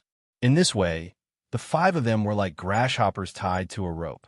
They followed each other and began to descend the mountain. This was the teamwork that one would definitely encounter in wilderness survival training. If one was fast, one would be fast. If one was slow, one would be slow. If a student fell, they would be able to react quickly and stabilize themselves. At the same time, they would also stabilize the student who fell. Tacit understanding wasn't something that could be developed in a day or two. It was something that could only be developed through years of training together, working together, going through hardships together, and going through joys and sorrows together. When they reached the foot of the mountain, a sudden downpour drenched the students who were caught off guard. Yijian was sending their latest location to the command center of the field training for the third-year students when a sudden downpour accompanied by a sudden clap of thunder exploded directly above her head. Her heart inexplicably tightened. Chapter 41:14. Although it was drizzling, the current rain wasn't drizzling. Yijian wiped the rainwater off his face and turned to the students behind him. The mountain is slippery when it's raining. Hurry up. I'll speed up now. Be careful. Okay. The students who were on the same rope as her nodded. With Yijian leading the way, the neighboring team quickened their pace and descended the mountain. The 2 teams behind them also sped up and followed closely behind the 5-person team, led by Yijian. A group of 15 people braved the rain and descended the mountain. It was said that going up the mountain was easier than going down. However, there was no path up or down the mountain. You had to rely on your own 2 feet. It was especially difficult to descend the mountain. They walked from halfway up the mountain to the foot of the mountain for an hour. At this time, the sky was completely dark. The rain didn't let up, and it hurt when it hit their faces. Assemble, assemble. The 5-person teams all safely descended the mountain. They stood in the heavy rain and untied the rope, then quickly put it away. With the assemble command, the 14 people lined up in 2 rows of 7. Under Yijian's command, they counted off from 1 to 14. The 14 students and the team leader, Yijian, had a total of 15 people. They had all assembled. Now, they needed to enter the village for the night. Suwen leaned close to Yijian. She swallowed a mouthful of rainwater and asked in a low voice, "It's raining so heavily. Are we supposed to train our courage tonight?" Courage training was also a type of outdoor survival training. It mainly tested the students' courage and courage. Yijian glanced at Suwon, who was holding his arm tightly, and said with a faint smile, "Why? Are you so afraid that I'll let you train your courage? Don't you know that the more afraid you are, the more I'll test you?" "No way, Captain Yi. It's raining so heavily, and you're really arranging for us to train our courage?" Suwon's lips twitched. Damn, if she had known this would happen, she wouldn't have come over to ask. Cheap mouth, cheap mouth. There was no way to train their courage in such heavy rain. According to the mission given to her by the academy, after entering the village, they would rest in the village's primary school for the first half of the night. At 11 o'clock at night, the 3 of them would walk around the mountain where the villagers' ancestors rested. The round trip would take about an hour, so it would take exactly 5 hours for all 15 of them to complete their courage training. Last year, the third-year students' field training was the same. It was said that a few male students were so scared that their knees went soft and they almost fainted. Yi Qian and Song Jichio, the vice captain of the team, decided to come here to train their courage like what the juniors had done last year. Unfortunately, the weather was not on their side. In such a heavy rain, they could not make such an arrangement. What will come will come. No matter how scared you are, you can't avoid it. Do you understand? Yi Qian patted Su Wen's clenched hands and said calmly, "You can't avoid it, so why bother?" Su Wen's lips moved. Then, she leaned her upper body against Yi Qian's body and began to act coquettishly. Unfortunately, she acted coquettishly on the wrong person. Who was Yi Qian? She was Colonel Xia's soldier, who was trained to teach his girlfriend a lesson even if she made a mistake. No matter how good Su Wen was at acting coquettishly, it was useless in front of her. No matter how much she whined, he remained unmoved. Now that it was raining heavily, they would have to wait and see how the rain would turn out in the middle of the night. If the rain stopped, the courage training would go on, as usual. Yi Qian did not let Su Wen hug him too tightly. Now, they needed to solve the problem of sleeping for the night. If it was not raining, they would find a flat mattress by the mountain and sleep on the ground like last night. Now that it was raining heavily, they had to think about something else. Let's go to the school to sleep. From here, Yi Qian squatted down with a flashlight and put the map on his knees. Song Jiqiu asked him to hold up a moisture-proof cloth above his head. Then, the two of them decided where to sleep for the night. Chapter 41:15. Going to a villager's house was definitely out of the question. They were not allowed to disturb the villagers during their wilderness survival training. If they went to a villager's house, they would be disturbing the villagers. Yi Qian's fingers, which were wet from the rain, were wrinkled.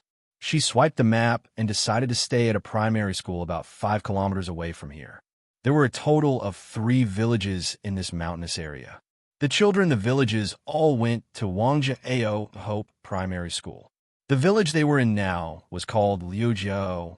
As the name implied, the villagers here all had the surname Liu, while the villagers in Wangjiao all had the surname Wang. When Su Wen heard that they were going to stay at a primary school tonight, she was very happy, even though she was so tired that her legs were sore and swollen. Then there was no need for courage training. Passing by a few villagers' houses, which were covered in white plaster and peeling off, Su Wen, who came from the capital, had never seen such houses that were commonly seen in villages in the early 1990s. She couldn't help but take a few more glances. She saw that the dim tungsten lamp in the house was lit up by a flash of lightning in the pitch-black rainy sky. Under the pale white light, Su Wen saw the appearance of the whole house clearly. Her body trembled, and she didn't dare to look anymore. Dark green tiles, mottled plaster walls, large patches of mud bricks exposed, and a few cracks on a main wall facade that even rats could crawl through. Looking at it, it didn't look like a villager's house at all. It was so scary that she panicked. This kind of mud brick house was very common in Yi Qian. Her hometown in Shuku village was still made of mud bricks until now. However, Uncle Chun repainted it with white plaster and polished the ground with colored stones. It was much brighter than the mud brick house Su Wen saw. Su Wen, who was seeing it for the first time, lightly patted her chest. She really didn't know that such a house existed. The main wall facade was cracked. Didn't this mean that it was dangerous? How could there still be people living here? Su Wen, who was holding a flashlight, lowered her head and walked. She didn't dare to look around anymore. The arrival of a stranger in the village startled the dogs raised by the villagers. Woof, woof, woof. The dogs barked in the heavy rain, adding a bit of desolation to the rainy night. A few more barks came from afar. Yi Qian, who was walking along the muddy path in the village, raised his head and saw 2 small green dots in front of him. He shone his flashlight over and saw a yellow and black dog in the middle. When the light shone on it, the dog clamped its tail and barked loudly at the strangers who had barged into the village. Yi Qian bent down and picked up a rock from the side of the road and threw it at the dog. He shouted, "Go!" The dog, which had been barking fiercely a second ago, suddenly withered. It whimpered and ran away with its tail between its legs. Dogs were known for their sensitive noses. The house dog immediately sensed the bloodthirsty aura of Yi Qian's action of throwing the stone. Dogs and babies could clearly sense the murderous aura emanating from Yi Qian, who had just walked out of the battlefield. That was why Yi Qian never hugged the babies, afraid that he would scare them. Principal Chen had reminded her before, and so had Xia Jinyuan. Xia Jinyuan had never hugged Xia Yiwei's twins, even once. The students behind them didn't notice anything, but the dogs in the village were a bit fierce. A few villagers who had closed their doors opened their doors again and shone their flashlights around their houses. After confirming that nothing had happened, they returned to their houses. The 5-kilometer mountain road was much more difficult to walk than the 5-kilometer road in the city. Every day, the primary school students in Lujiao would follow the path that Yi Qian and the others had taken to school. Everyone knew that it was difficult for the children in the mountains to go to school. Chapter 41:16. When they arrived at the school, the students' military boots were filled with rainwater. When they stepped on the rainwater, they could hear the sound of water splashing. The flashlights swept through the most magnificent 4-story primary school in the village. It was built with red bricks and white walls. Suwen whispered to Yi Qian, "These are the 2 best houses in the village." Indeed, they were in the best houses. After crossing 2 villages, all they saw were either mud brick houses from the 70s or 80s, or very simple red brick buildings without any paint on the outside. For the students who came from the big city, the visual impact was quite big. Suwen was one of them. If it were not for the field training in the forest area, she would not have known that mud brick houses still existed in this era. She had only seen mud brick houses in documentaries. Now, they were in the forest area named by the ancestors of Huaxia, after the wooden ladder. The 45 students in the class were divided into 3 groups. The field training lasted for 3 days and 2 nights. Yi Qian led the 3 groups to do the field survival training. The other 2 groups also finished the field survival training separately. Tonight was the 2nd night of the field survival training. Yi Qian's group 1's accommodation was much better than the other 2 groups. The other 2 groups built temporary canopies in the heavy rain and made do with 1 night. Yi Qian's group walked into the Wangjiao Hope Primary School, which was built 2 years ago and donated by the philanthropists in Harbor City. It was 4 stories high and had students from the 1st grade to the 6th grade. This is the classroom for the 1st grade. Do you want to live in 1 room or 2? The person who led the students in was an old man who guarded the school in Wangjiao village. He was in his early 60s, with white hair and deep wrinkles on his forehead. However, his steps were very vigorous. The old man turned on the 2 tungsten lamps in the classroom and said in a clear voice, "There are many classrooms. You soldiers can sleep however you like."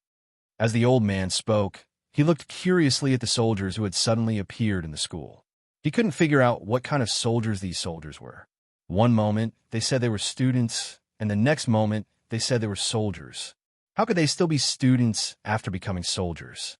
The classroom of an elementary school was not very big, but it was big enough for 15 students to sleep in. Song Jiqiu said with a smile, "Eldest uncle, we'll just stay in 1 classroom. We'll move the desks aside first. When we leave tomorrow morning, we'll move them back to the original place. I promise that we won't damage any of the desks or chairs. Don't worry, don't worry. I'm not worried about the soldiers." The old man laughed and said. He looked at the tender faces of the soldiers and saw that there was not a single spot on their bodies that was dry. There were even 2 wet shoe prints on the side of their shoes. His heart ached as he said, "You bunch of soldiers, why are you still here in the heavy rain? I didn't hear that there were troops in the mountains. Let's all take a break. I'll get 2 pots of hot water. Have you guys not had dinner yet? I'll go to the cafeteria to start a fire and cook for you." When the students heard this, how could they trouble the villagers? They all said that they had eaten and were full. Song Jiqiu thanked the old man again and again. It was not until then that the old man left with doubts. "Eaten? What did you eat? Are you full from drinking rainwater?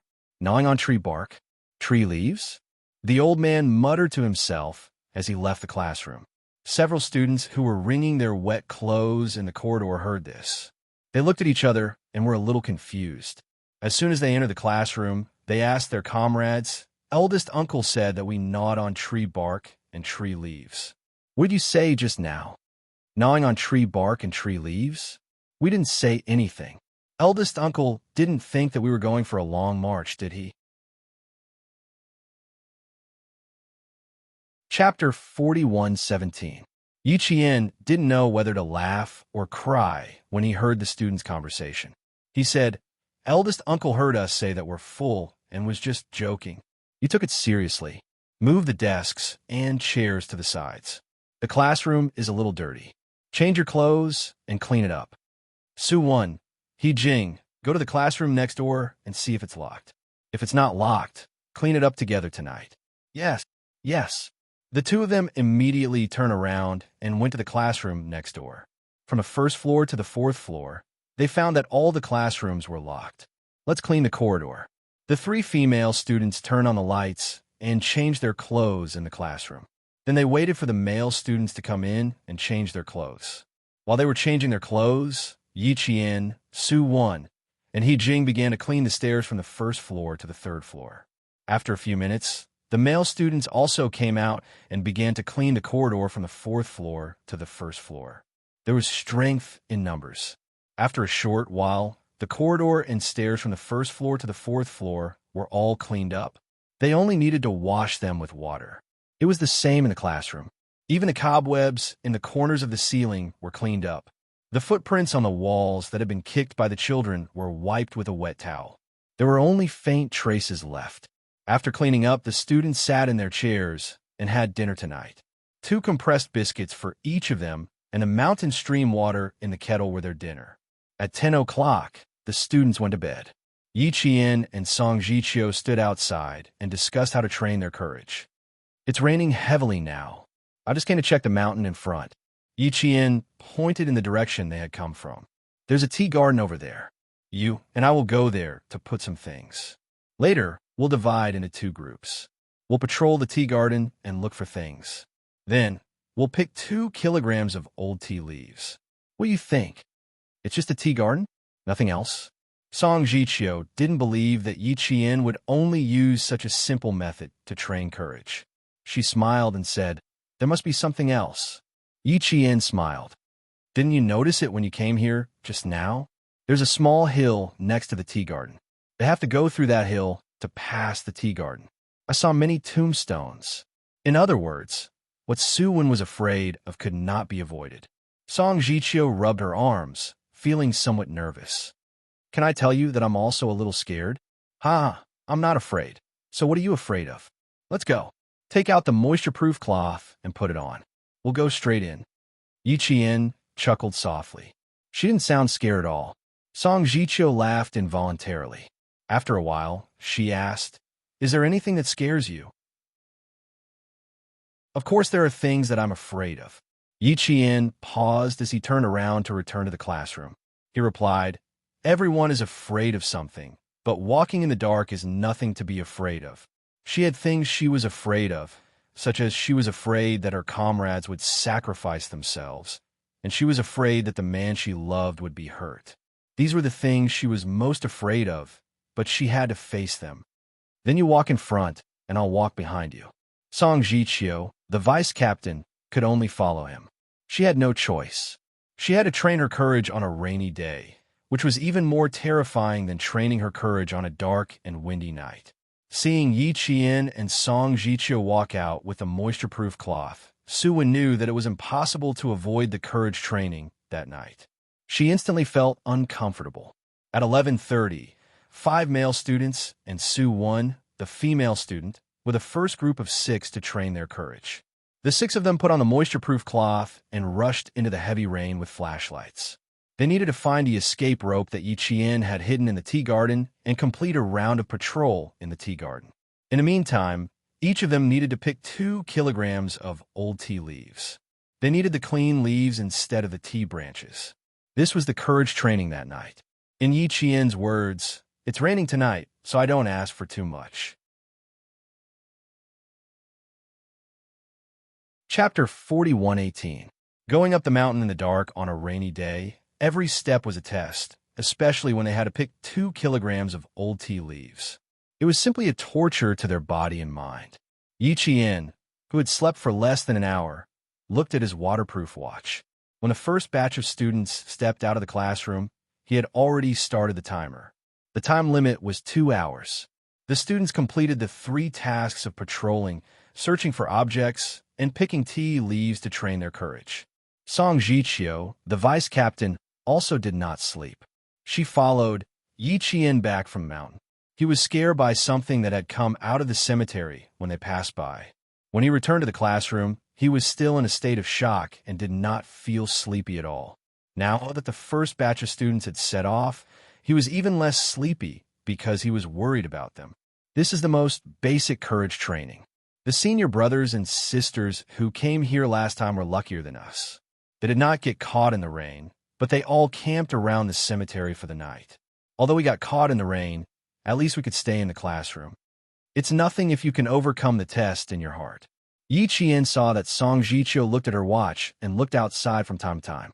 She looked a bit like her own child going out. As a father, he was anxious and worried. Yi Qian, who had gone through many psychological tests, did not think that the courage training tonight was difficult. The main thing was that he had to overcome the fear of the dark and the cemetery, overcome the psychological suggestion that was generated by the terror, and treat the night as the day. It was nothing if he could overcome the fear of the dark and the cemetery. Song Jiqiu thought that she had turned the mountain path into a road just now. Every step was smooth and steady, and even her breath did not change. She could not help but ask, "I don't understand. Why aren't you afraid? People have an instinctive fear of the dark. Why doesn't it work for you?"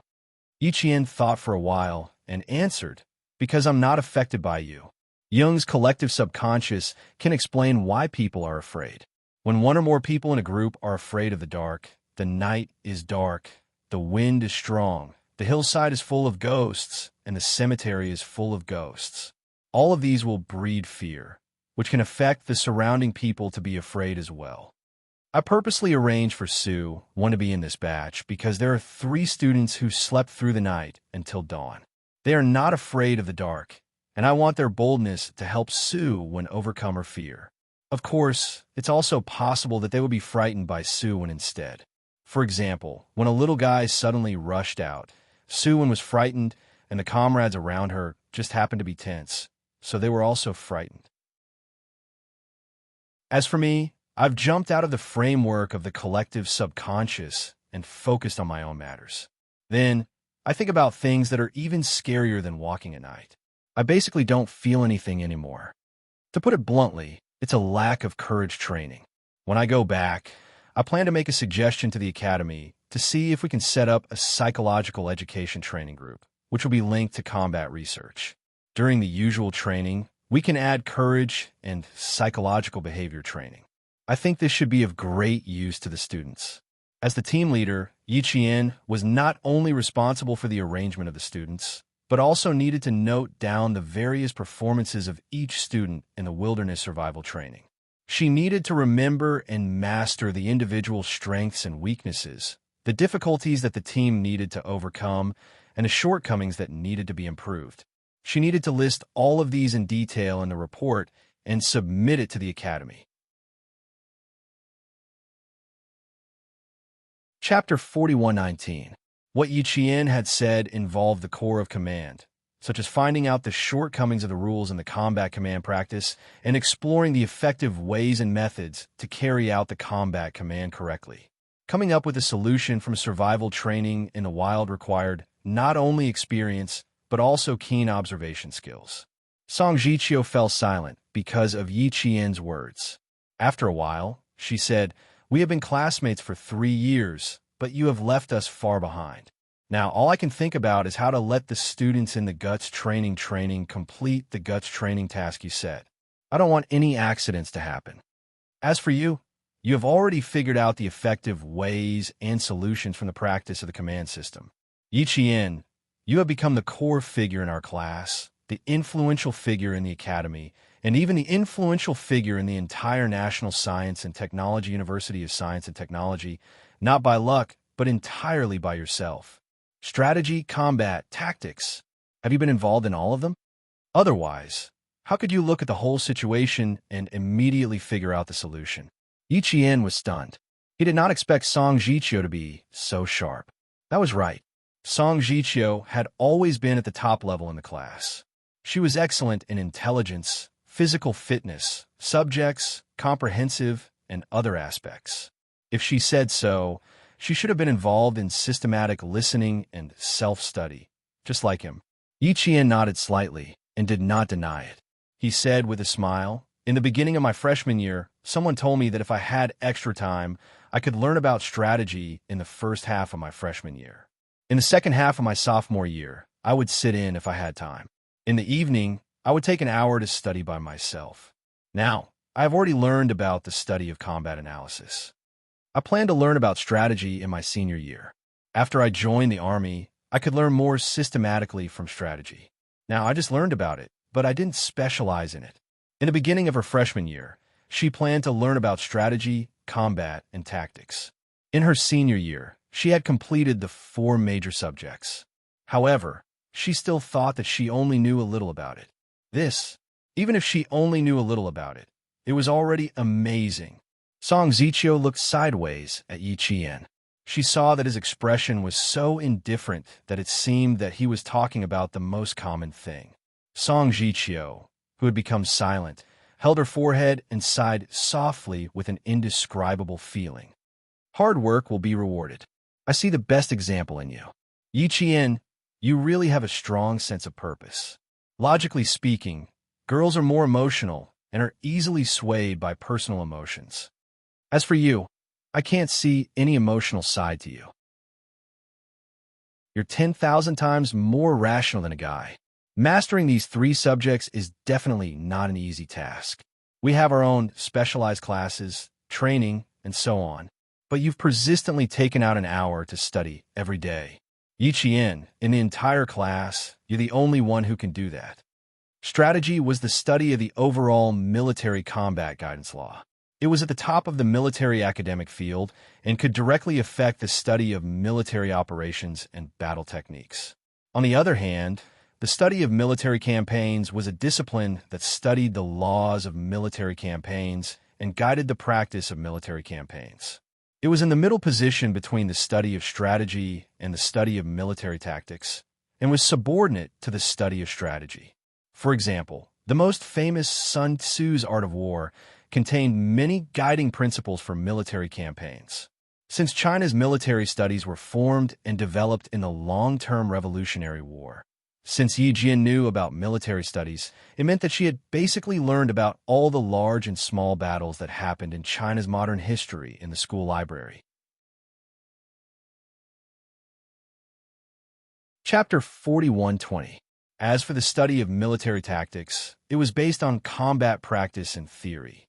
The content of military tactics was mainly reflected in the combat regulations, and decrees issued by the military. They were all rich in theoretical content. Yi Qian was already beyond the scope of the syllabus. No wonder Yi Qian could not be found even in the military academy. Even when she found someone, she was not idle. There were always various things to do. She really treated the 4 years in the military academy as a platform to absorb military knowledge. She did not want to waste a single second. She could even break 1 minute into 2 minutes to use. Yi Qian did not think that what she did was amazing. She had too many outstanding talents around her. For example, the man she loved deeply, Xia Jinyuan. There was Big Brotherly Demon King, who single-handedly carried the country's first maritime special forces. There was also the diplomat Qin Xiu, who was able to stand alone and win a war of words with the officials. There was also her grandfather, an aerospace scientist of the older generation. For an experiment, he could lose contact with the outside world and his family for years. Her father was the same. Like her grandfather, he was dedicated to the country.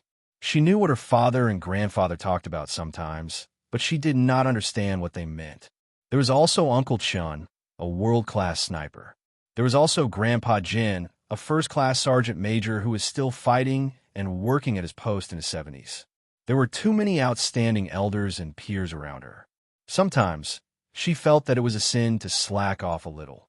She felt that she had wasted a great deal of her time. The best way to live up to her youth was to follow in the footsteps of the outstanding people around her, spur herself, and enrich herself. She had been reborn and had a second life. Therefore, no matter what, she could not let this second chance of glory go to waste. You have to know that even if you are tired, you are still alive. She did not want to close her eyes and sleep forever in the cold, dark, and damp underground. The Yi Qian of her previous life had completely disappeared.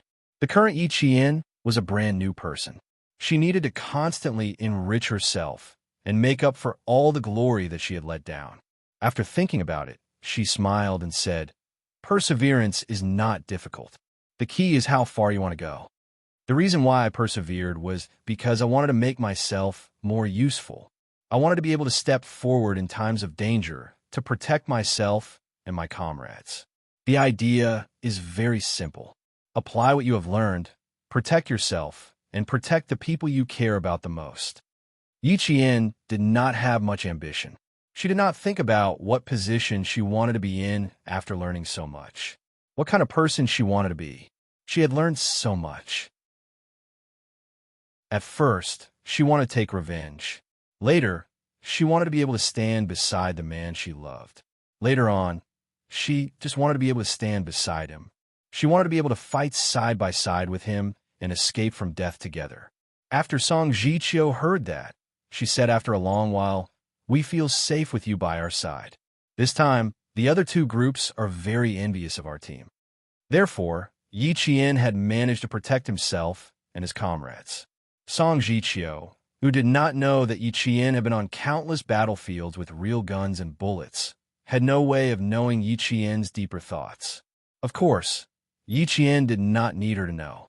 Therefore, she just smiled and calmly changed the topic. "We will be back in an hour. You go back to the classroom to have a rest. I will keep watch." Song Jiqiu said, "How can I let you keep watch alone? Let's stay together. I don't mind talking with you. I really want to chat with you. I can learn a lot from you." Chapter 41:21. Yi Qian couldn't help laughing. "I don't mind, as long as you don't blame me for being talkative." "What are you talking about? Don't you know that many students in the outer courtyard want to talk to you and learn from you?" Song Jiqiu also laughed. She didn't flatter Yi Qian. Indeed, she could learn a lot from him by chatting with him. Because she stood at a height that they hadn't reached yet, she could give them good advice and let them learn from her experience so that they could reach a higher level faster. During the 2 hours, Song Jiqiu chatted with Yi Qian. They talked about everything, including their studies, military affairs, and their personal views on military development in the future. Many years later, when Song Jiqiu saw Yi Qian appear in the news broadcast, she could still remember clearly what she and Yi Qian had talked about that rainy night. 2 hours seemed to pass quickly. Yi Qian saw a row of flashlights at the school gate and saw the students coming back in line in the rain. This was the first time that the students had participated in the wilderness survival training without any teachers. Moreover, the weather was so bad. When Song Jiqiu saw them coming back, she was about to stand up to welcome them.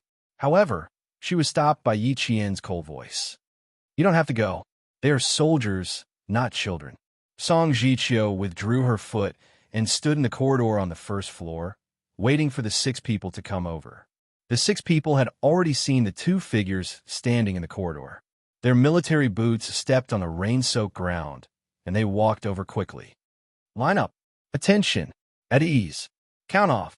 1 kilogram of tea leaves, escape ropes, patrol tracks. Reporting, our group has completed all the bravery training. Please give us instructions." Liu Yang, who was in charge of leading the team, stood in the rain and reported to the captain Yi Qian and the deputy captain Song Jiqiu, who had been waiting for them. Yi Qian walked into the heavy rain from the corridor. When his military boots stepped on a puddle of water, the mud splashed slightly. He, who was dry, was now drenched in the rain like the other students who had just returned.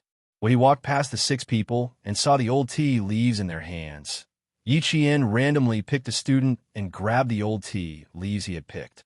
Yes, they were all leaves without a single stem. It could be seen that he had been very calm when he had picked them. Think about it. The hill next to them was a graveyard. On a rainy night, everyone had to pick the tea leaves 5 meters apart. The fear brought by the environment was already deep enough. Now, they had to pick 1 kilogram of old tea leaves alone. Without a certain amount of courage, even a minute of this training would be unbearable. In the end, Yi walked in front of Suwon. She paused and signaled Su when to turn on the flashlight in her hand and shine it on her face. Her small face had been drenched by the rain for a long time. Her skin was a little pale, but there was no pity in it. The girl from the capital had not teared up even though she had been scared. But when she heard Yi Qian's words, her eyes turned red instantly. Yi Qian could not help laughing when he saw that. He reached out and hugged Suwon's shoulder. "You're still like a child. You're tearing up because of a compliment. Don't be ashamed." Okay, calm down. I just said you were brave, but you immediately exposed me." Suwon was stubborn. She replied in a low voice, "I'm not crying. I'm just excited." Yi Qian wanted to praise her more, but he saw a few shaky flashlights coming from outside the school gate. Then someone shouted in the rain. No one could understand what he said. Chapter 41:22. The people who spoke were all villagers in Wangjiao. Their voices were loud and anxious. They were almost shouting. Even the sound of the rain could not cover their voices. Song Jiqiu glanced at the school gate and said to Yi Qian, "I'll go and have a look. It seems that something happened." "Okay." Yi Qian let go of Suwon's hands. After seeing Song Jiqiu step into the rain, he withdrew his gaze and said to Suwon in a low voice, "Go back to the classroom and have a good rest. You still have tomorrow." Before she answered, Yi Qian took a step back. His clear and melodious voice came into the ears of the 6 students through the rain. "You're dismissed and have a rest." The 2 hours of courage training had a great impact on the 6 students. They had conquered themselves and overcome their fears. When they heard the words "dismissed" and "have a rest," they all relaxed a little. They were exhausted today. During the day, they had to use the escape rope to descend. At night, it was raining heavily. They had wondered whether Yi Qian would hide the escape rope in the place they were most afraid of. Fortunately, he did not. He hid it under a tea tree. Even so, the 6 of them had held hands for the first half hour without letting go. Later, when they looked at the time, they had no choice but to separate. Now they had finally made it. The second group of students who had gone to train their courage gave them a round of applause. Yijing even gave Suwon a big hug. She always liked to criticize Suwon, but now she hugged Suwon tightly. There was obvious excitement in her voice. "Wenzi, you're awesome. From tonight on, I'll have a whole new level of respect for you." Suwon, who was always able to open a dye house after hearing that, became complacent immediately. "Of course. Who am I, Suwon? I'm not afraid of anything. There's no difficulty that I can't overcome. It's not a big deal to get caught in the rain at night." Yijing was speechless. She took a deep breath and resisted the urge to strangle Song Jiqiu. She quickly withdrew her hands from Song Jiqiu. She was afraid that if she hugged Suwon, her hands would uncontrollably wrap around Suwon's neck and then uncontrollably strangle her. Yi Qian stood at the door of the classroom and saw that the students who had completed the bravery training were overflowing with joy. There were no lingering effects of excessive shock. His smile deepened. Yi Qian raised his hand and knocked on the wooden door of the classroom that was painted with dark green paint. He knocked 3 times, and the noisy classroom immediately quieted down. The 7 students who had not finished their courage training stood in front of him and waited for Yi Qian's orders. Song Jiqiu, who had learned about the situation, ran over in a hurry with her wet body. She stepped over the drainage ditch of the teaching building and arrived in front of Yi Qian in 2 steps. Yi Jian turned around and looked at Song Jiqiu, who was standing in front of her. "What's wrong?" Song Jiqiu asked Yi Jian. 2 of the villagers' houses collapsed, and everyone was buried inside. There was also an old man in another house who was afraid that the heavy rain would destroy the dam of the pond. So he went out with an umbrella and hasn't returned yet. The village leaders have called for people to save people and look for the old man. I just checked. None of them were in the prime of their lives. The village leaders said that all the young people in the village went out to work. Most of them stayed in the village for children and old people. Song Jiqiu finished speaking in one breath. She wiped the rain off her face and asked Yi Qian in a deep voice, "The village leaders know that we're here and want us to help them. What do you think?" "They're still waiting for our reply outside." What do I think? I don't have much to say. I have to go. Chapter 41:23. Yi Qian said in a low voice, "We have to go there. We don't know the old people, so we don't know where they went. Let the villagers find them. Let's go and save the villagers buried under the collapsed houses." Soon, the village official who was waiting outside saw more than 10 soldiers with flashlights appear. At that moment, he only knew that he was relieved. He knew that the villagers buried under the house could be saved. The older generation had said that the most reliable people were the soldiers. He believed in the soldiers in front of him now. There are 4 people in one household. The grandparents have 2 children. The elder child is in the 4th grade, and the younger child is in the 1st grade. There are 5 people in one household. The grandparents have 2 grandchildren, one 4 years old, one 2 years old, and an 80-year-old old man. Unforeseen disaster. Unforeseen disaster. The houses collapsed all of a sudden. Everyone is buried under the houses. I don't know if they're still alive. The village leader was so anxious that he stammered. They were all acquaintances. During the day, they greeted each other. However, when the houses collapsed at night, everyone was buried under the houses. There was still a distance of 1 mile between the 2 houses. Yi Qian divided the 15 people into groups immediately. She led 8 people, and Song Jiqiu led 7 people to the houses where the houses collapsed. In the heavy rain, the houses made of mud bricks and tiles collapsed suddenly due to their age. Similar things had happened in Shuko village before, and it had happened more than once. First of all, you have to ensure your own safety. Leave 2 people to observe the surroundings. Once you see the houses collapse for the 2nd time, leave immediately. Don't try to be brave. When you go to the destination, you have to confirm the specific location of the buried villagers. Since it's so late and the villagers have already gone to bed, most of them are buried in the bedrooms. Search the bedrooms first. Pay attention to the beams of the houses. The beams of the old houses are all made of fir trees in the mountains. They're quite heavy. You have to be careful of the beams. There was no time to gather on the spot to give instructions. Yi Qian kept telling the students around her while running. The villagers needed to be rescued, but their own safety was also important. When Song Jiqiu led the team to leave, she said seriously to Yi Qian, "You need to pay attention to your own safety the most. Don't put yourself in danger. You can't be hurt. None of us can be hurt. None of us can be hurt. Vice Captain, I'll leave the safety of the students to you."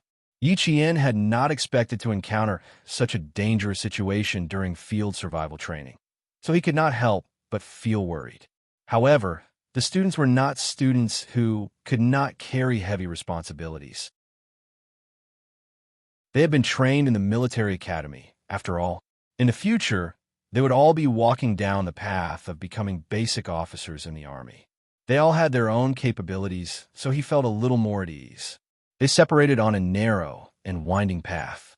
Yi Qian led a group of students to continue walking upward, while Song Jiqiu led another group of students to the nearest destination. By this time, the village official had also figured out who the leader was. As he led the way, he panted and said to Yi Qian, "This family is pitiful. My daughter-in-law despises us for being poor." Erwa ran away as soon as he was born. Sun went out to look for him, but he found Erwa. He's already in the 1st grade, but there's still no news. It's just an old couple taking care of their 2 grandsons. They don't have enough food to eat and clothes to wear. If it weren't for Harbor City sponsoring the 2 kids to go to school, our family would be even more difficult. They're already so pitiful, but God still wants to torture this old couple. Now, they don't even have a home. Hearing this, Su Win's eyes turned red. Right now, it was not the time to care about how difficult the family's life was. Yi Qian asked calmly, "Did the villagers who discovered the bodies hear the noise downstairs? Did they call for them? Did they answer?"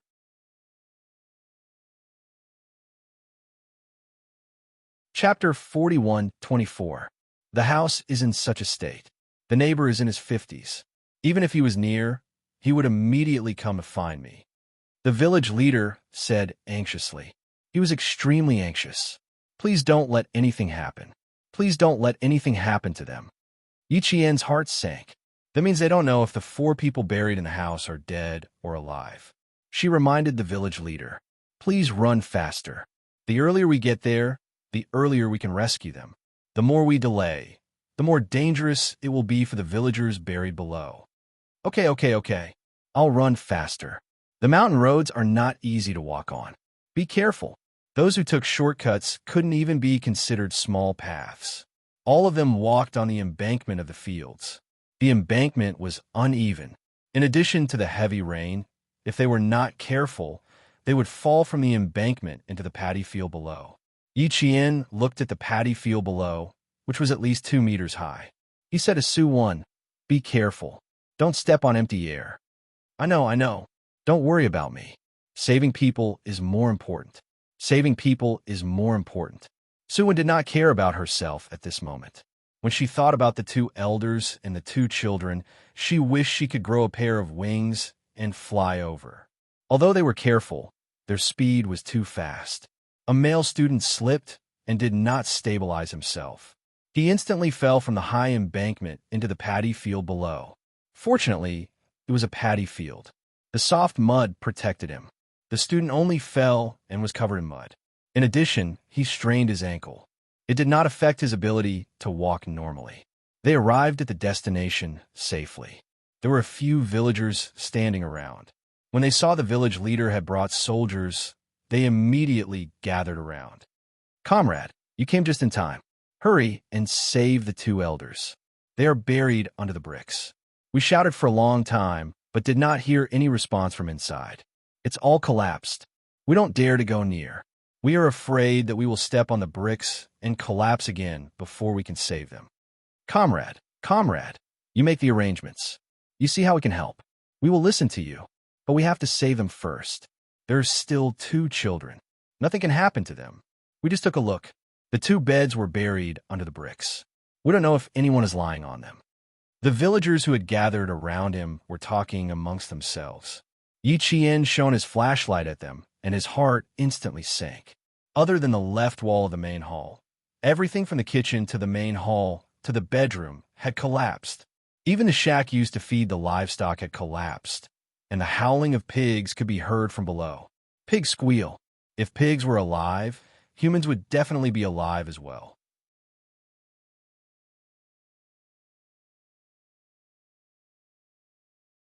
Chapter 4125. Carefully stepping over several beams, Yi Qian swept the area with the flashlight. First, he swept the area where the wooden bed was. He couldn't see the bed here, only 2 pieces of wood that looked like a bed frame. Yi Qian's mouth was pressed a little. If the person really slept on the bed, then the odds were against him. The flashlight shone around and swept to a black hole made by beams and mud bricks. Slowly approaching, he shone the flashlight into the black hole and shouted, "Is there anyone down there? Is there anyone down there? Answer me if you hear me. Answer me if you hear me." Lu Yang also shone her flashlight down and shouted, "Is there anyone? Is there anyone? Answer me if you hear me. Can you hear me? Answer me if you hear me." Everyone held their breaths, waiting for someone to respond. After waiting for a while, Yi Qian's mouth was pressed tightly. Lu Yang shouted again, afraid that he couldn't hear him. His voice was like a tearing roar. Finally, he heard a very faint sound from below, like something was knocking. Hearing the sound, Lu Yang carefully lay down. He seemed to have heard something just now. Is there someone down there? Is there someone knocking something down there? Hearing the sound again, Lu Yang raised his head and shouted excitedly at Yi Qian, Captain, over here. There's a sound here. I hear it. Someone. This is great. The villagers waiting in the rain were overjoyed and shouted at Lu Yang. That's the room where Dewa and Grandpa sleep. It must be Dewa and his grandpa. What about Dewa and Grandma? Yi Qian shouted again, but he still didn't hear anything. Then they could only try their best to rescue Dewa and Grandpa in the left bedroom. They needed to move the mud bricks away one by one, and then carefully move away the beams that had been smashed. They couldn't move them at will. They had to pick them up and move them. As the rain continued to fall, thunder rumbled and lightning flashed across the pitch-black sky from time to time. As the lightning flashed, The villagers who were moving the bricks saw their most trusted soldiers moving and digging with their bare hands, and their faces looked even younger than their own children and grandchildren. Although they were small, it made the villagers feel at ease. Perhaps it was their military uniforms that made them feel at ease. As time passed, more and more mud bricks were moved out. They were getting closer and closer to the place where Lu Yong had heard the knocking sound. She moved the 2 beams at the top away and the broken bricks away. Yi Jin saw a collapsed cupboard. The cupboard was not completely collapsed, but was half empty. She shone the flashlight on it and saw a child's shoe and a small hand. At that moment, Yi Qian's hair stood on end. He turned his head and shouted, "Quick! Carrying bricks! Carry bricks!" The small hand was a child's hand, and the child was clamped under the overhead wardrobe. There was an old-fashioned wardrobe in the bedroom, as well as a large wooden cabinet used to store all kinds of dry goods. He hadn't noticed it before because it was completely covered by the collapsed beams. As the beams were lifted one by one, and the mud bricks on top of them were removed, a few low and painful moans could be heard. It was not the voice of a single person, but the voices of an old couple. "Raise the beam. Slow down. Slow down. Give me the escape rope. Tie it to the largest beam and pull it tight. Don't let it collapse a second time." After the second rescue, the first old man was carried out. The old man's head was full of blood. The rain drenched his face. "The child is in the cupboard. The child is in the cupboard. Save my child too, 2 people." He almost used all his strength to finish his words. Yi Qian held the old man's hand and said, "Don't worry. We will definitely save the child. Don't worry."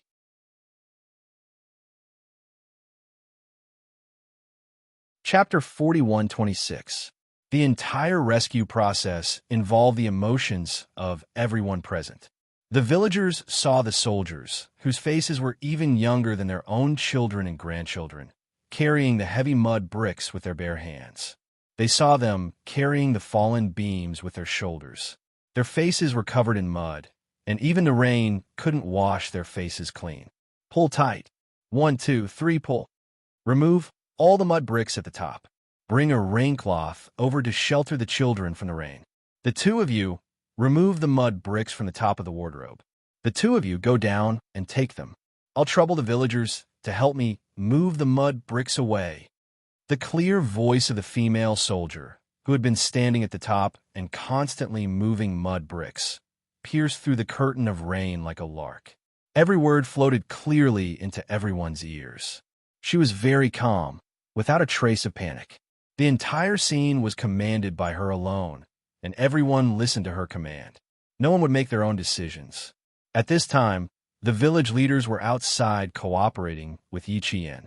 They took the mud bricks from above and threw them to the side. They were all working hard to save the 2 children. The rescued grandmother was carried by a student. A villager held a flashlight to illuminate the way, and they walked quickly to the neighbor's house. The old woman, whose head was bleeding, kept muttering about her 2 grandsons. Sometimes she would call them Dewa, and sometimes she would call them Xiaohua. Her low cries of pain made the students carrying her shed tears. "Don't worry, we're here. With us here, we'll definitely save Dewa and Xiaohua.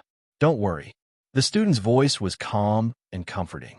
He was afraid that the old woman wouldn't understand, so he emphasized his words very slowly.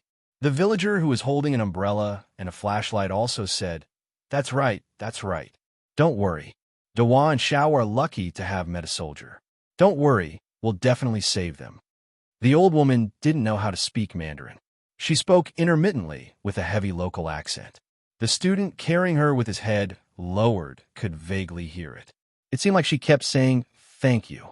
When the grandmother was placed in the neighbor's house, Yi Qian had already jumped into the dug hole. Her hand was already holding the small hand outside the wardrobe. Her fingers pressed on the small wrist, and the pulse passed through her fingertips. Yi Qian's spirit was lifted. It's fine. The child was fine.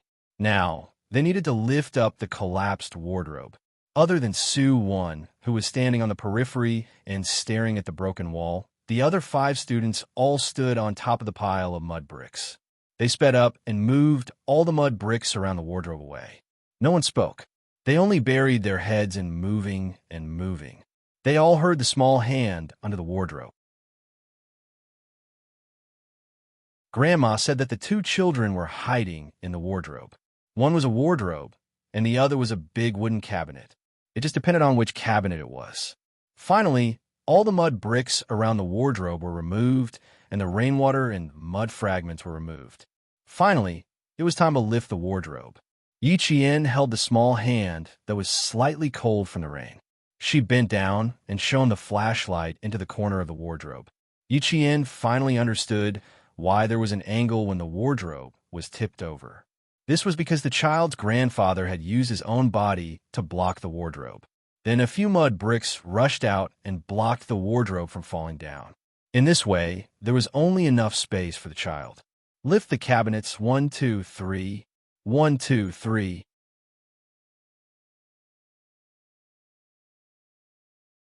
Chapter 41:27. The heavy wardrobe was finally lifted by the students to a gap that allowed Yi Qian to crawl in and carry the child out. The students who lifted the wardrobe took a deep breath and then made a hand signal to Yi Qian. Yi Qian immediately let go, and with her slender frame, she crawled into the gap. The child's cries came from the rainy night. The villagers outside could tell that it was the child's cries, and all of them cried tears of joy. Little baby is fine, he's fine.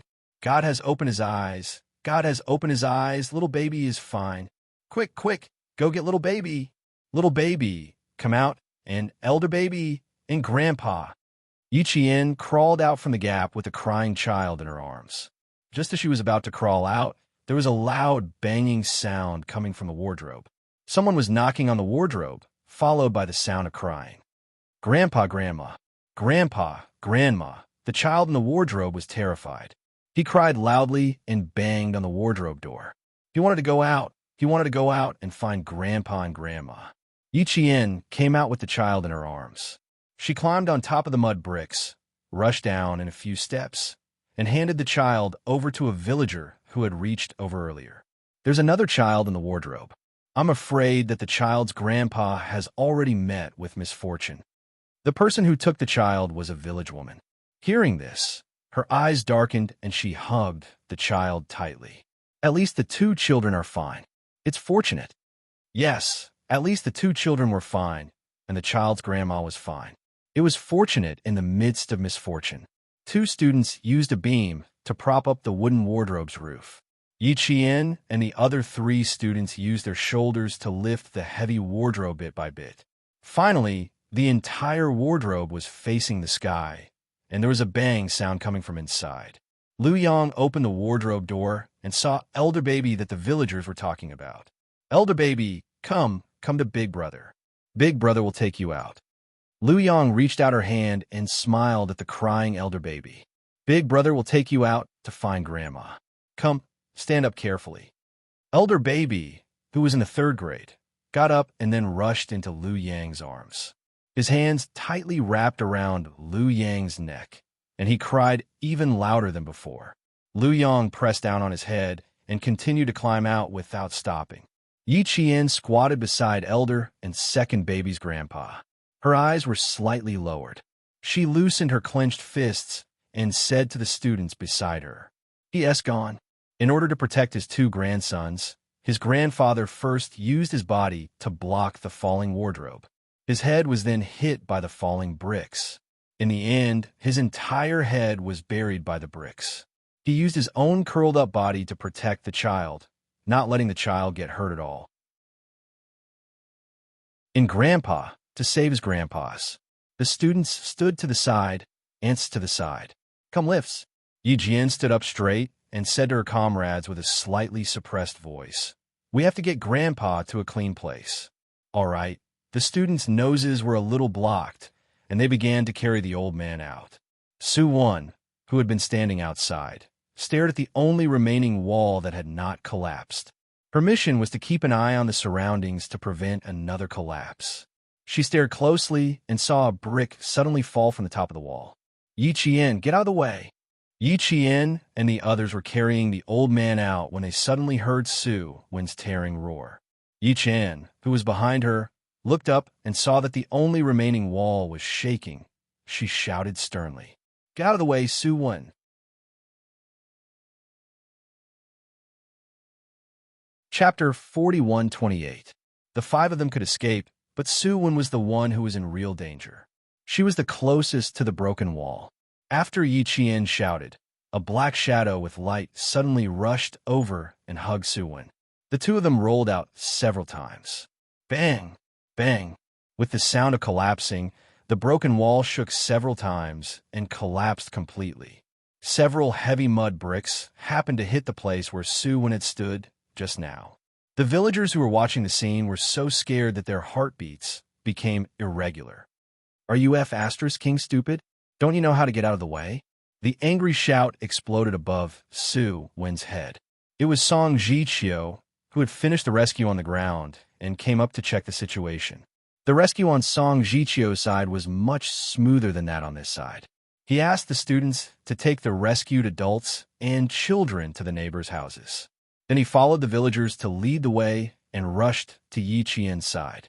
He walked a few steps faster and saw the extremely thrilling scene just now. Su Wen was also a little confused.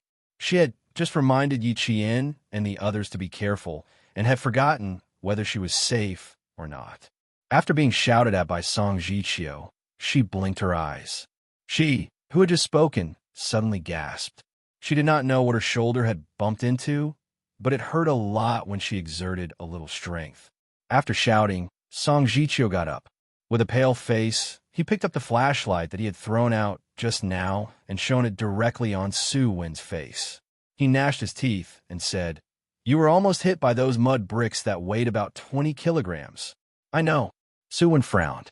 She supported herself with one hand and stood up. She asked Song Jiqiu if he was all right. Song Jiqiu shook her head. Before she answered, Su Wen had run away. She went to ask Yi Qian about the situation on the other side. After several hours of rescue, all of them were barehanded. Their fingers must have been scratched. Seeing this, Song Jiqiu inevitably clenched his teeth more tightly. She cared about Yi Qian. Why didn't she think about herself just now? The frightened village cadre hurried over and asked Su Wen if she was all right. Su Wen smiled and said, "I'm all right. I'm all right. Thanks to my comrade just now." "That's good. That's good. If something had happened to you, our whole village would have been sinners." Hearing that she was all right, the village cadre gradually calmed down. He was the one who brought the soldiers over to save them. If something happened to them, he, as a village leader, would not be able to answer to the troops and the soldiers' families, even if he committed suicide. At the end of the rescue work, Dehua and Xiao were placed in the neighbor's house. Grandma, whose head was slightly bandaged by the bandages in the student's hygiene bag, saw her old partner's cold body. Her somewhat turbid eyes widened, and her whole person fell down in a daze. After settling the villagers down, the other group of students followed the villagers and rushed towards Yijian. Before they went up the hill, they saw lights flashing on the path hidden in the trees ahead. It was Yijian and the others returning to school after the rescue mission. He Jing and the others who came up to greet them wanted to ask about the situation, but when they got closer, they felt that the atmosphere was stifling. Their comrades were all lowering their heads slightly, and they were all in low spirits. Something happened. Back at school, everyone was in a heavy mood. The students, who had changed their clothes, lay on the moisture-proof mattresses. Although they all closed their eyes, they were actually thinking about something. It was not the first time that Yi Qian had been on the verge of death. She felt Su Wen, who was sleeping beside her, twitching her shoulders. She leaned to one side and said to Su Wen, "Go to sleep. We have to hurry on the road tomorrow morning. You only have 2 hours to rest."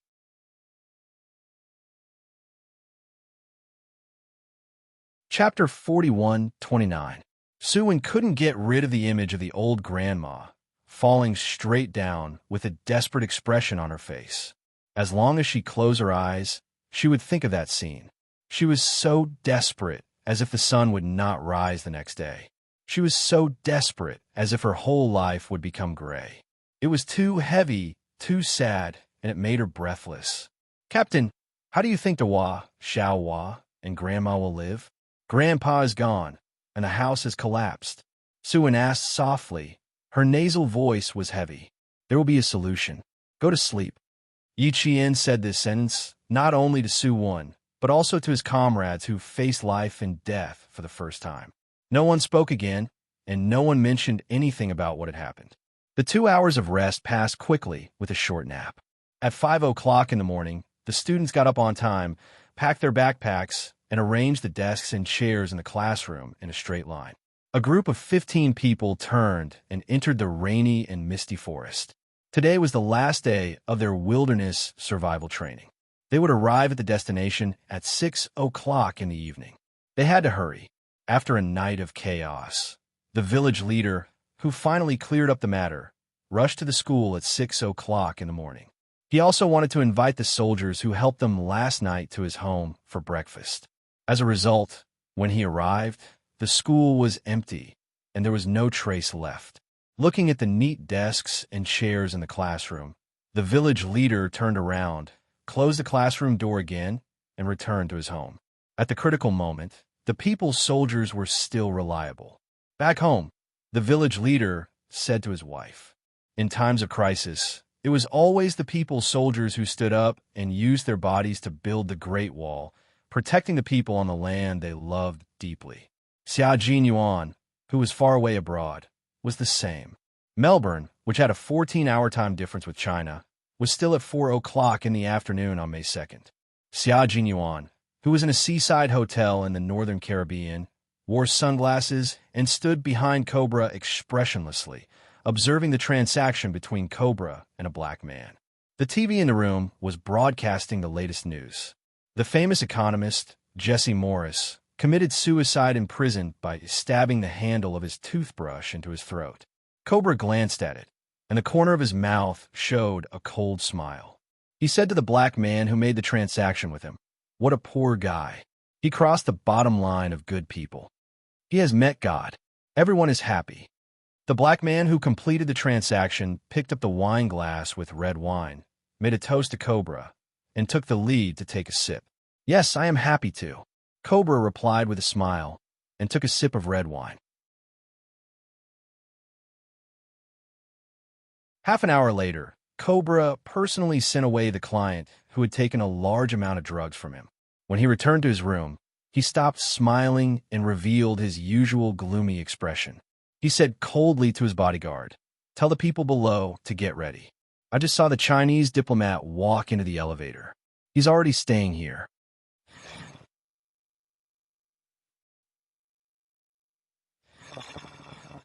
Xia Jinyuan did not speak and only nodded lightly. Tonight, Cobra made a move on Qin Xiao. Tonight, it was also Luke who made a move on Cobra. Similarly, it was time for him to leave tonight.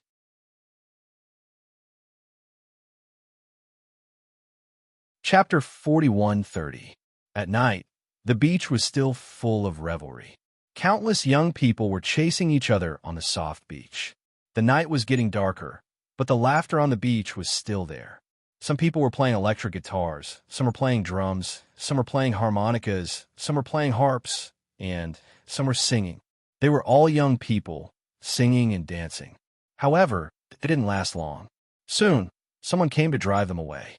Yes, they were driven away without any reason. Some young people still wanted to resist, but they were pulled away by their companions because the people who drove them away had guns on them. Someone saw that they had guns on their waists. The lively beach suddenly quieted down, and the onlookers dispersed in twos and threes. The salty sea breeze blew over the sea rocks, and the sea water splashed on the beach, making a hua-hua sound. Cobra saw the crowd disperse on the beach, and with a gloomy expression, he closed the curtains that blocked the sun. He hated liveliness, hated the endless energy of those people, hated the lively smiles on their faces, and hated everything related to sunlight, including people. The curtains were drawn, and the room was plunged into darkness. Cobra, who liked to live in the dark, enjoyed it very much. He sat on the soft sofa, and his body sank, as if he was one with the sofa and the darkness. There was a faint fragrance of wine in the room. Cobra tasted the expensive red wine, sent by the winery, while quietly waiting for the dawn to come. In Qin Xiu's room, two armed police disguised as staff in plain clothes stared at the door vigilantly. Even though they were sitting, their backs were straight. In addition to the two armed police in the room, there was also a hotel food delivery service staff in the room. They were communicating with Qin Xiu in standard Mandarin. Xia Jinyuan disguised as a food delivery service staff and entered Qin Xiu's room. Tonight, the Russians will take action after Cobra makes a move on you. The two staff at the front desk are Cobra's men in disguise, and the doorman outside is also one of his men. There are also Cobra's men in the staff next to the elevator. When the rioters rush into the hotel, they will cooperate with the riot and make the whole hotel panic. Cobra will take the opportunity to get close to you. The Russians don't want to expose themselves, so they will also disguise themselves as rioters and take the opportunity to kidnap Cobra and bring him back to Russia. My mission here is to stop the Russians from bringing Cobra back to their country and kill them on the spot. Xia Jinyuan explained Cobra's entire plan in detail and also figured out Luke's plan. Cobra had too many secrets in his hands. He even planned to kidnap two nuclear bomb experts, but in the end, his plan was aborted because of the country's caution. If such a person was kidnapped by any country, he would be a bomb. Only by directly destroying him would people feel at ease. After listening to the whole plan, Qin Xiu's handsome face was as calm as before, without any panic. Pursing his thin lips slightly, he said, "In other words, I have now become the most important chess piece in the game, and tonight's riot will be caused by me. Am I right?" TSK. Qin Xiu sneered coldly. His slender fingers gently covered the blue folder, and his dark eyes stared at Xia Jinyuan. His voice became even colder. "This Mr. Cobra really thinks highly of me. Such a big incident was caused by me. He had actually become the fuse for tonight's riot."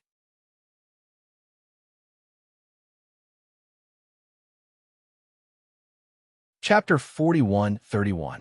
Xia Jinyuan could see the coldness in his eyes. Unmoved, he said calmly, because he's anxious to enter the Chinese market in our coastal areas. Over the past 2 years, our country's anti-espionage has made it increasingly difficult for him to grasp the movements of various Chinese military bases. Therefore, he's anxious to enter the Chinese market and get in touch with relevant personnel. He once kidnapped several scientists from our country. One of them was an expert in packaging airborne weapons. He almost succeeded. Later, the pirate working for him had a huge appetite and increased the bargaining chip. Cobra was so angry that he wanted to send people to secretly take care of the pirate. Our country's military took advantage of this gap and rescued the scientists. Since then, our country's anti-espionage has become stricter year by year.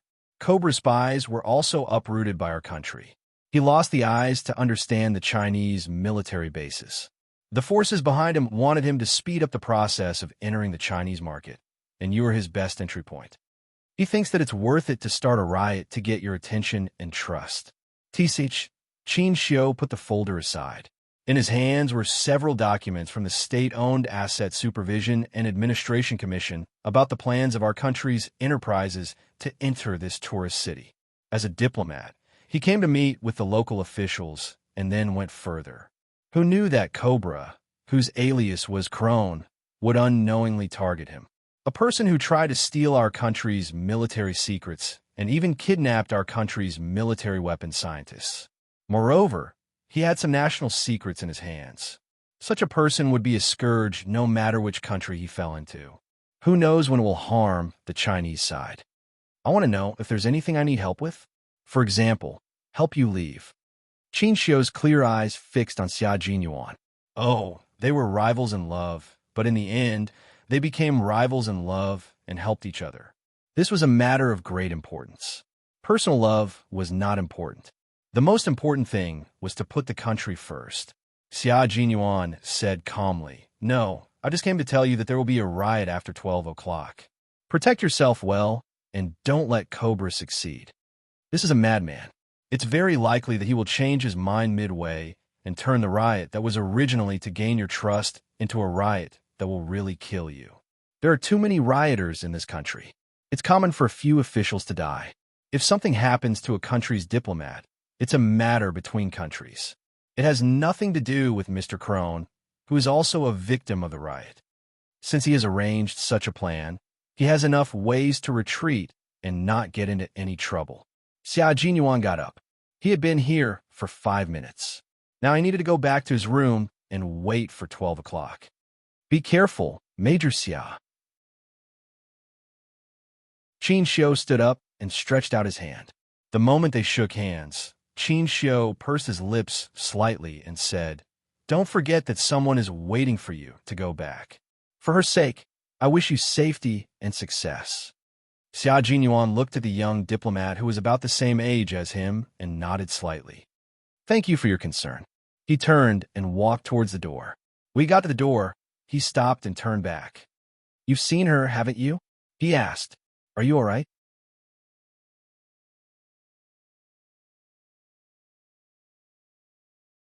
Chapter 41:32.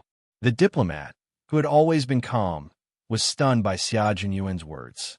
After a while, Qin Xiu, who did not know that Xia Jinyuan was a lieutenant colonel, laughed and asked, "Major Xia, you don't even know if your girlfriend is good or not. Why would you ask me this question? She's probably a suitor. Don't you think it's funny?" He really did not expect that he would need to know about his girlfriend from him. Xia Jinyuan turned around and looked at Qin Xiu, who was full of sarcasm. "It's been a long time since we last met. I can't help but ask a question when I meet an acquaintance in a foreign land. It's been a long time since we last met." Qin Xiu suddenly remembered his call with Commander-in-Chief Xia. Commander-in-Chief Xia told him that Xia Jinyuan would not easily contact China, so he definitely could not contact Yi Qian. In order to fulfill his responsibilities and carry out the mission, Xia Jinyuan cut off all contact with China. If something really happened, China would not be able to know immediately. Qin Xiu's jaw tightened. "I'm sorry, I acted rashly. Yi Jian, she was not very good." These words were already on the tip of his tongue, but Qin Xiu slowly swallowed them back down. He said calmly, "She returned to the capital. I met her at Dangwei Garden. Her vitality was good, and she seemed to be doing well. Everything is fine. You don't have to worry." Xia Jinyuan was carrying out a high-risk mission. If he knew that Yi Qian was not doing well in China, he would definitely be worried. With worry came distraction. Xia Jinyuan, who was carrying out a high-risk mission, could not be distracted by this. In the end, Qin Xiu chose to hide it. Later, I met her at the airport. I came to Maribin, and she went back to the military academy. Qin Xiu's answer made Xia Jinyuan frown. Dangwei Garden, the capital. No, why did she suddenly return to the capital? Since she was demoted to a basic company, she should have gone back to school directly after returning from Myanmar. Why did she come to the capital? How is old Master Fu? Where's Uncle Fu? Xia Jinyuan did not ask directly. Instead, he asked indirectly, making it hard to guard against. Qin Xiu replied, "Old Master went to the laboratory of a certain aviation base. Uncle Fu has been at the Northwest Aviation Missile Base all this time. He didn't even come back for the new year." It meant that everything was at ease and there was nothing to worry about. Then why did his little fox return to the capital? Yi Qian didn't know that Old Master had gone to the laboratory. He called home, but no one answered, so he hurriedly rushed back to the capital. This was Qin Xiu's explanation to Xia Jinyuan, which made Xia Jinyuan feel slightly relieved. There were no flaws at all. It was very much like Yi Qian's style of doing things. Xia Jinyuan frowned for a moment before relaxing. He bowed slightly to Qin Xiu to express his gratitude. "Thank you. Be careful tonight. Bullets don't have eyes. Goodbye. Take care, goodbye." Qin Xiu nodded and accepted Xia Jinyuan's thanks. Why not accept it? He accepted it with a clear conscience. After the door closed, Qin Xiu sat back down on the sofa. When he was about to pick up the glass of water on the coffee table to drink, he unknowingly took out his cell phone from his trouser pocket. He must have unconsciously taken out his cell phone when he sat back down on the sofa. Who did he want to call with his cell phone? Qin Xiu did not reach for the glass of water. Instead, he lowered his head and stroked the keys on his cell phone with his slender fingers. Who did he want to call?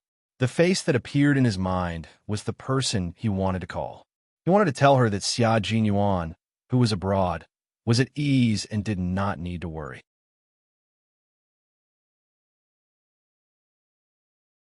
Chapter 41:33. He wanted to tell her that the man she loved deeply would soon return to China. If she had any difficulties, she could choose to tell her boyfriend. She didn't have to deal with it alone. Yi Qian's name and phone number appeared on the screen. It was not his personal phone number, but the school's number. After staring at the name, Yi Qian, for dozens of seconds, Qin Xiu threw the phone on the coffee table. He raised his hand, pursed his thin lips, and pulled at his tie irritably. He raised his neck and his Adam's apple bobbed. He unbuttoned the top button of his meticulously buttoned shirt and loosened his tie. He also unbuttoned his shirt, revealing his smooth muscles. He looked very powerful and did not look like a civil official at all. The premise was that you had to ignore his handsome face. At this time, the young diplomat who had always maintained a strict and elegant image showed a trace of decadence that he had never shown before. Damn it, he cursed in a low voice. His voice was a little loud, causing the two-armed policeman to look at him in surprise. Just now, they didn't hear it wrong, right? The ambassador, who had always been strict, actually cursed. Qin Xiu only knew how to curse, and he really couldn't think of any curse words that could well express his feelings at this time. So he cursed something that even a child would know. It was obvious that Qin Xiu was a diplomat who didn't even know how to curse. As for why he suddenly cursed, only Qin Xiu himself knew. Ambassador, if what the major said just now is confirmed to be true, we recommend that you be equipped with a pistol for self-defense. The armed policemen put away the surprise on their faces and went straight to the topic, seriously making their suggestion. Although the North is a tourist city, Melbourne is known internationally for its chaos. Gangs, riots, guns, and so on are all labels of this country. If there is a riot tonight, you need a gun to defend yourself. Qin Xiu pursed his lips and said, "It's not that there's a riot. It's 100% confirmed that there will be a riot." He believed Xia Jinyuan's words without any doubt. The commander-in-chief had reminded him that he must not disturb Xia Jinyuan to avoid arousing Cobra's suspicion. When he met Xia Jinyuan that time, no matter how shocked he was, he restrained his gaze. After seeking confirmation from his country, he was even more glad that he had restrained himself at that time. Xia Jinyuan had taken the risk of being exposed to inform him of such a dangerous mission. Therefore, he believed that there would definitely be a riot tonight. When Xia Jinyuan came in disguised as a waiter, the shock in her heart was no less than when she first met Xia Jinyuan. He risked his life to inform him that there would be a riot here tonight. He had no reason not to believe him, let alone question the sincerity of a soldier who was loyal to the country. "You're right. I do need a handgun for self-defense. Tonight, you two will stay in my room. If anything happens, we can deal with it together." "Yes." The two armed policemen answered in unison and gave Qin Xiu a fully loaded pistol. It was not midnight yet. Qin Xiu simply went back to his room to rest, while the two armed policemen rested in the room outside to save energy to deal with the following chaos tonight. The night was getting darker, and the sound of the waves on the beach was getting louder. There were even bigger waves hitting the reef, and the water splashed high and then fell back into the sea. The tide rose and fell endlessly. Luke, who had opened the window and listened to the sound of the waves hitting the rocks, had smoked countless cigarettes. There were at least 5 cigarette butts in the glass ashtray. He smoked too much, and there was a strong smell of cigarettes in the room.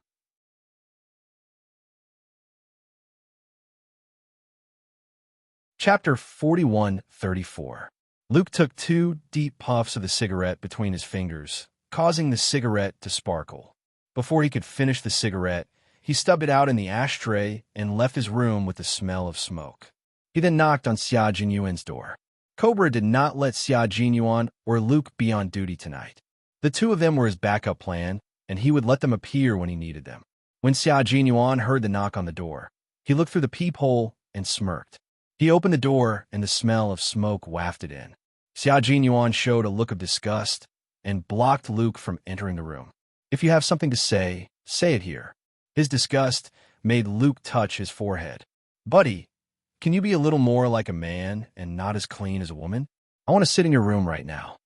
"You should sit in a woman's room, not in my room." Xia Jinyuan was unmoved and continued to stop him. The door opposite the room opened, and Cobra's bodyguard stood at the door. He said to Xia Jinyuan, "Mr. Cobra said you should rest." "Xia, let him in. Don't cause trouble." Only then did the long leg that was blocking Luke's path lift up. The air was somewhat cold as he let Luke in. The bodyguard closed the door. "Xia, I feel uneasy about tonight's planned riot. The Chinese ambassador shouldn't be so stupid as to fall for it so easily." As soon as he entered, Luke frowned and said uneasily, "He brought 2 staff members with him. They don't look like ordinary staff members. They look more like bodyguards."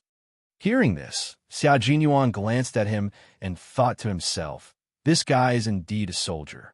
He's always so sensitive to the same aura. Are you afraid that something will happen to you?" Xia Jinyuan sat on the sofa and looked up at Luke, who was leaning against the bar counter. "This kind of thing happens all the time.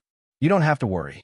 What I want to say is, if something really happens, you should protect yourself. To be honest, Cobra seems to trust you, but if he finds himself in danger, he will definitely use you as a shield. Just like that time in Myanmar, he chose to abandon you without hesitation. I mean, if something like this happens again, Xia, you have to live for yourself. Do you understand?" It turned out that he was reminding him to protect himself during the Russian operation tonight. They had been partners for more than a year, so there was still some friendship between them. Xia Jinyuan did not speak, but his eyes darkened as he stared at Luke. "I'm working for Mr. Cobra now. I can't run for my own life. Sorry, I can't do that. There's still a fierce battle tonight. I need to rest early. Goodbye." Xia Jinyuan, who did not intend to reveal his identity, got up and walked towards his room. Behind him, Luke's expression kept changing as he stared at Xia Jinyuan's back for a long time. Just as Xia Jinyuan entered the bedroom and was about to close the door, he raised his voice and said, "I hope you live well, my partner. Live well for yourself. Tonight, you made me feel strange. Find a woman to sleep with, and everything will be normal," Xia Jinyuan said coldly and closed the door. Standing behind the door, he heard the sound of the door closing after a while. Luke wanted to tell him that the Russians had put him on the kill list. Otherwise, they would not have emphasized live well. This was a bit tricky. With the Russian signal flag, special forces taking action, it would be difficult to get out of their hands unscathed. Xia Jinyuan sat on the edge of the bed and cleaned up the bullets while thinking about how he could escape safely.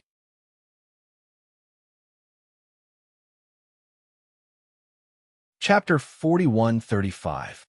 It was a simple matter for Xia Jinyuan to get rid of Cobra and escape during the chaotic battle. What was not simple was how to get himself back to the country unscathed. It was now the May Day holiday in China. Xia Jinyuan planned to report back to the military first and then immediately rush to the University of Science and Technology of China to see his beloved girl. He knew that Yi Qian was worried about him and that she had been waiting for him to come back. For the sake of Yi Qian, who was looking forward to his return day and night, he could not let himself get hurt. He needed to return to the country unscathed. It would be a little difficult to return to the country unscathed. He reloaded the bullets back in the magazine one by one, opened the wardrobe, and put on the bulletproof vest. Xia Jinyuan turned off the lights and lay on the bed, thinking about how to get away and quietly waiting for the riot to arrive. Upstairs, Qin Xiu had already fallen asleep. It was not until his phone alarm beeped that 2 armed policemen outside gently knocked on the door. Qin Xiu, who suddenly opened his eyes, quickly reached under his pillow and then got out of bed to open the door. "Ambassador, there's a situation outside," the policeman who knocked on the door said in a low voice. In the dim light of the floor lamp, he saw that the policeman had already tightened his grip on his pistol. He skillfully loaded his pistol and asked calmly, "Has it already started?" "The entire hotel is under control. There are people outside who are ambushing us." Qin Xiu walked out and saw another policeman standing sideways at the entrance. His back was slightly arched like a beast that had just been released from its cage. His sharp eyes were observing the situation outside through the peephole. The policeman who was observing the situation outside slowly returned to the room and said in a deep voice, "The sofa and coffee table are blocking the door." Put the safe on top and tie it to the bed. If there's a situation, immediately escape from the bathroom inside. The two policemen were responsible for protecting Qin Xiu's safety. When they checked into the hotel, they would not only observe the room, but also habitually observe the escape exits and hidden escape exits. Qin Xiu joined the push, and the three men quickly erected the sofa to block the door. On top of the sofa was a rather heavy safe. If someone forced the door open, the safe would be smashed outside. It might be able to smash one or two disguised rioters to death. Or if it smashed into the interior, it would block the sofa, and the people outside would have to expend a lot of energy and time to push the sofa away. The coffee table was pressed against the corner of the sofa, and another armed police officer quickly removed the steel wires of the two bathroom curtains. One end was wrapped around the DVD remote control, and the other end was wrapped around the remote control of the TV cabinet.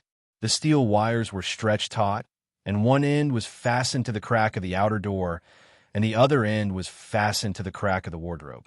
This was another simple but equally lethal defense. If someone rushed in, it was very likely that they would be strangled. The defense at the door was done. Qin Xiu had tied the bedsheets into a knot and placed them in the bathroom. Everything was ready. They were just waiting for the chaos to break out. Tap, tap, tap. Xiao Yuan, who was standing beside Cobra, waited for the most exciting moment of the night to arrive. Luke, who was standing next to him, pursed his lips. He lowered his gaze and glanced at his partner. When he looked at Cobra again, there was undisguised hatred in his eyes. 6.5 years ago, his real partner from the Signal Flag team was brutally killed by Cobra at a port of the Megong River in Burma because his identity was exposed. That day, when he got off the ship, he immediately recognized the port where he got off the ship. It was the port where Cobra brutally killed his comrades. Cobra killed his comrades and took photos of the torture at that time. He openly provoked them by hacking the Russian government's official website and sending the photos back to Russia. The moment he saw the photos, he swore to find Cobra and avenge his comrades.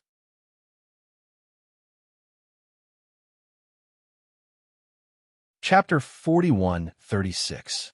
Tonight, it was finally time. He would not let Cobra return to Russia alive. Tonight, he would kill him and make this bastard disappear forever. There were still 16 minutes to 12 o'clock, and Cobra's men had all completed their infiltration. Then some of them fell to the ground with their heads and bodies in a strange arc before they could even move. In the dark, there were at least 20 agile Signal Flag Special Forces soldiers disguised as hotel staff moving quickly. This was a special force that specialized in anti-subversion and guarding against foreign targets. This time, Russia sent a squad of forces to infiltrate Melbourne and began a 6-year operation. They were all between 25 and 35 years old. They were very young, and their combat ability was very strong. Even if there were only 20 of them, their combat ability was still very strong. According to the information provided by Luke, they quickly opened up 2 breakthroughs and quietly took care of the guys guarding here. Then, they replaced them with their own people. Spread out. Moving forward, they hid in the dark and slowly moved to the floor where Cobra was. Their mission was to capture the target alive and bring him back to China as soon as possible. The clock pointed to 12 o'clock, and Cobra, who was staring at the time, smiled. Tonight, the big show prepared for the Chinese ambassador and the Melbourne officials began. Gunshots rang out without warning. At first, it was sparse, and then suddenly the firepower increased. From the bang-bang sound to the clatter-clatter sound of chains being twisted, all the guests in the hotel were awakened in a short while. Those who had heard gunshots knew it was gunshots and reacted very quickly. The first thing they did was block the door. Those who had not heard gunshots reacted a little slower and wanted to open the window to see what was going on. The fire alarm in the hotel rang loudly, making a sharp, ear-piercing sound to remind all the guests that danger was around them. This was deliberately sounded by Cobra disguised as a staff member at the front desk in order to alarm the guests in every room and make them run over in panic. Then, it was the massacre of the rioters. There were indeed guests who were awakened. They did not even change their clothes. The first thing they did was open the door and get ready to escape. These people thought there was a fire. As soon as they opened the door, there were cold and dark muzzles waiting at the end of the corridor. Some people ran out of the room and ran only a few steps before the bullets hit their bodies. The number of guests lying in a pool of blood in less than 2 minutes. More than a dozen people were dead. Ah! Screams rang out from all the floors, including the floor where Qin Xiu was. Hearing the gunshots and screams outside, Qin Xiu clenched his fists. The sound of chaotic footsteps and intense gunshots filled the entire floor. Qin Xiu retreated to the inner room under the cover of 2 armed policemen and began to leave through the inner window. Bang! Bang! Bang! Bang! Bang! The sound of gunfire swept across the room. In less than a minute, all the locks were broken. Someone had started to kick the door. The door was not as easy to kick open as expected. The people outside instantly understood that their target had set up a trap inside. Cobra soon found out that his subordinates did not kick the door open to kidnap the Chinese ambassador. Just as his eyes darkened, gunshots rang out from the floor he was on. This floor was filled with his men, so it was impossible for gunshots to be heard on the floor where he lived. Without waiting for Cobra's order, Xia Jinyuan rushed to the door in a few steps. He opened the door gently and looked outside quickly. Then, he closed the door softly with a click. He returned to Cobra's side and said calmly, "There are people outside. They're not our people."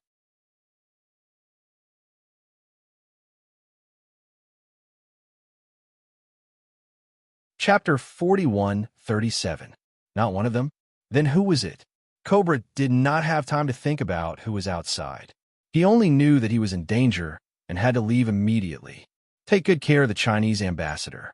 I hope that he can meet with him again tonight. Cobra got up and ordered Luke and Xia Jinyuan.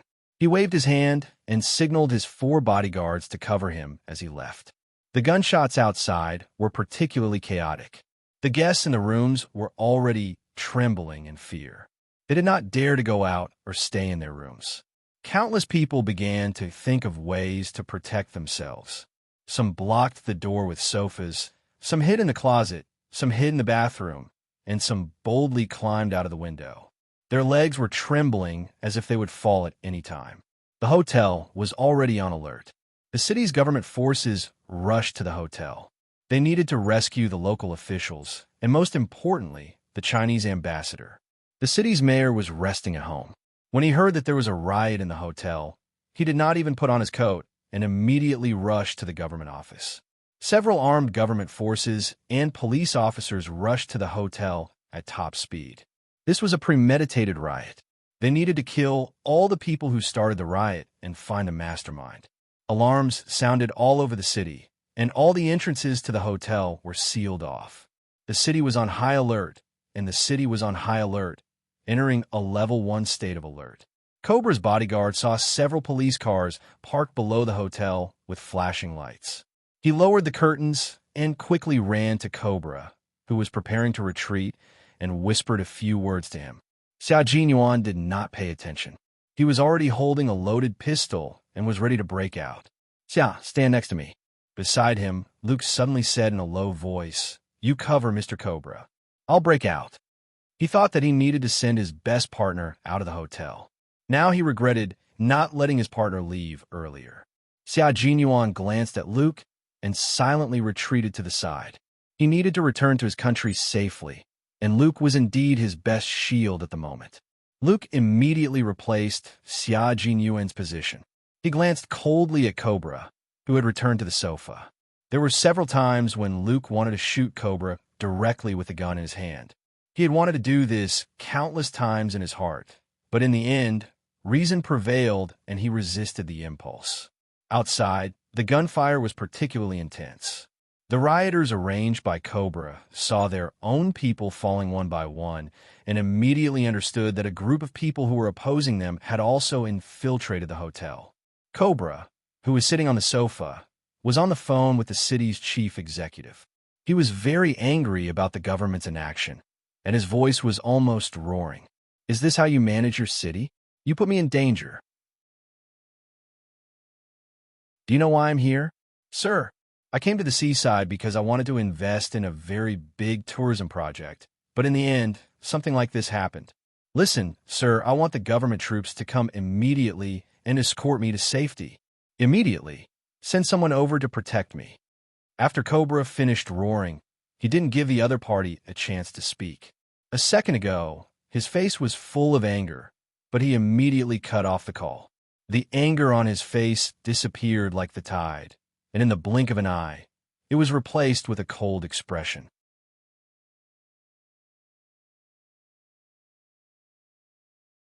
Chapter 41:38. Cobra said to the bodyguard with a gloomy voice, "Tell the people above to hurry up and invite the Chinese ambassador. I don't want the government forces to invite the Chinese ambassador first. If the Chinese ambassador doesn't cooperate, let people scare him. I think, no matter how calm the ambassador from a peaceful country is, he will temporarily be honest in the face of gunfire. Remember, our people are going to save the Chinese ambassador. If the Chinese ambassador doesn't believe us, we can let him see how our people kill the rioters and rescue him." "Yes, sir." The bodyguard in charge of these arrangements retreated to the side and relayed Cobra's order to the guy who was looking for Qin Shio through the phone. Luke listened to Cobra's arrangement the whole time. When he heard that Cobra wanted his people to kill the rioters, the two people hiding in the dark couldn't help but smile slightly. The rioters were also Cobra's people, killing each other. Yes, this way, there would be fewer targets for their comrades to eliminate.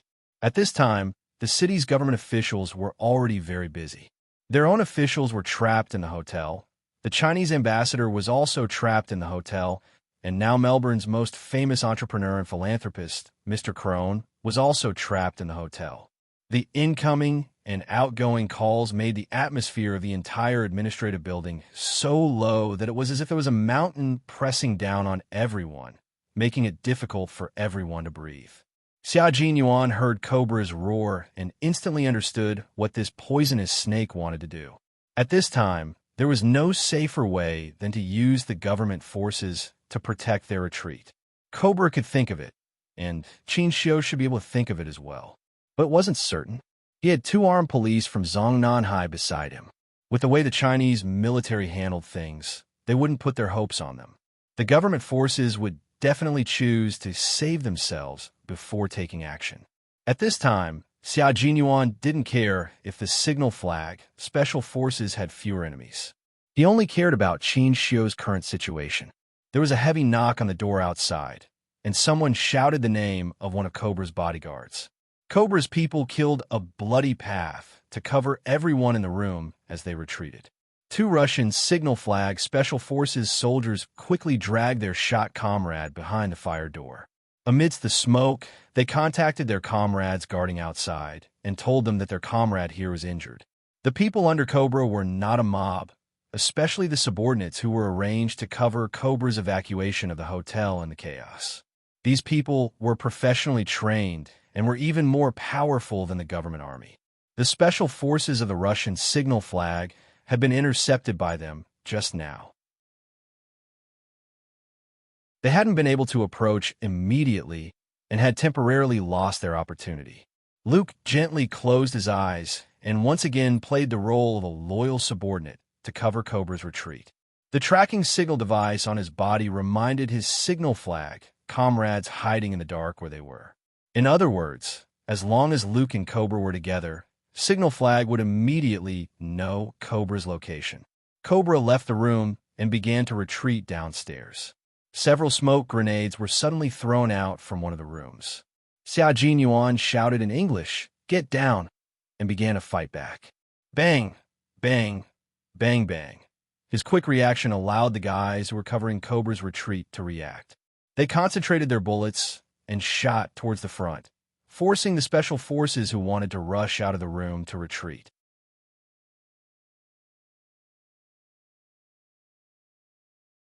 Chapter 41:39. Retreat, there's an ambush. You guys cover Mr. Cobra. Leave this to me and Luke. Xia Jinyuan, who was almost shot, growled coldly. Now, he and Luke were both loyal subordinates of Cobra, so they had to cover for him to leave safely. Cobra was covered by his bodyguards. When he heard Xia Jinyuan's growl, he rolled to the side and rolled to the side of the door frame of a room. His back was pressed tightly against the closed door, and his breathing was not chaotic. He coldly said to one of his bodyguards, "Let Xia come back, they'll cover." Xia was a very good subordinate, loyal and capable. He felt more at ease with him around. They were the ones covering Cobra's retreat. This time, it was Luke and another bodyguard's turn to break out of the encirclement. Xia Jinyuan became Cobra's bodyguard. At this time, Luke was very satisfied that he was the one who broke out of the encirclement. He took Cobra step by step toward the corridor where the Russian signal flag special forces were lying in ambush. The two signal flag special forces soldiers who were suppressed by the gunfire tightened their escape ropes around their waists and jumped out of the window. They stepped on the sill used by the hotel to plant flowers and plants. Then, the two of them nimbly jumped over several sills and finally chose the windowsill of a room. Crash! There was the sound of glass shattering. The two broke the glass with their feet, and with two screams, they entered the room where the guests were staying. Hearing the gunshots outside, the two young women hiding by the bed saw two black shadows suddenly break out of the window. They were already frightened by the gunshots and hugged their knees, trembling, and screamed. The Russian Special Forces soldier who landed whispered, "Don't be afraid," and the two quickly ran to the door. One of the Special Forces soldier's ear was pressed against the door, and after the hand signal of 1, 2, 3, he pulled the door open and fired in front of him. Bang, bang, bang. Bang, bang, bang. The NATO-made rifle bullets tore through the air and mercilessly hit the guys who covered Cobra's retreat, including one of his bodyguards. Shit! Luke cursed in a low voice. No one knew who he was cursing, but he finally fired this time. Cobra's face was so gloomy that it looked like water could drip from it. This group of people who came out of nowhere were quite strong. Moreover, they were clearly coming for him. "Xia, leave this to them. You, cover me as I leave." Cobra's cold voice came from behind Xia Jinyuan. "These bastards, their target is me." At this moment, Xia Jinyuan's back was pressed tightly against Cobra, using his body to protect the venomous snake.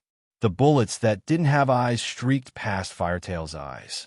He didn't know where Firetail was shot to, and his leather shoes were smashed several times by the ejected bullet shells. Hearing this, he said solemnly, "Luke and I will cover them together." Would definitely be fine. He would definitely not let anything happen to him. He still had to return to his country in one piece. Luke, who was in the middle of the battle, didn't hear what Xia Jinyuan said. When he saw several of the guys covering the retreat fall, Luke's eyes darkened. The front line of fire had been cut off. Luke knew that it was time for him to lead Cobra to retreat again. He took the venomous snake step by step and retreated into the trap that the Russians had already dug. "Let's go," he said in a low voice and quickly changed a new magazine. The Russian signal flag special forces saw their target gradually approaching.